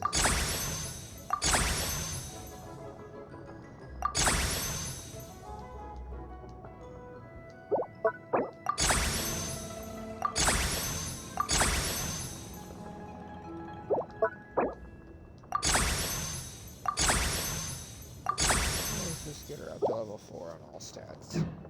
I can.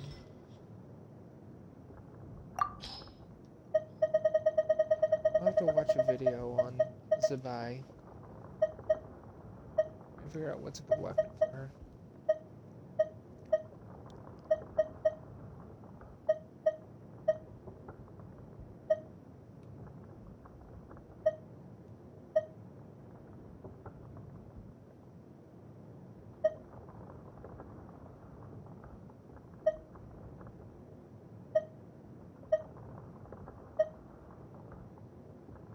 That matches her.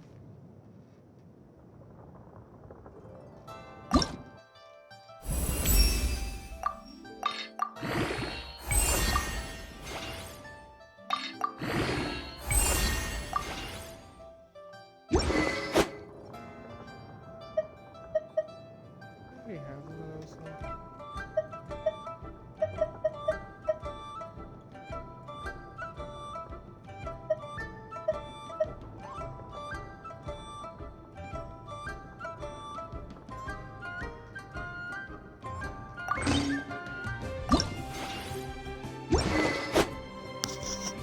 Always the monster weapon materials I've been lacking.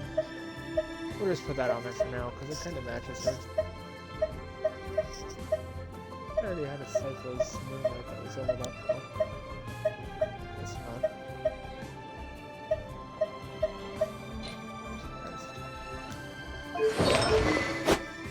Well, and with that, short on the stream. I hope you guys enjoyed.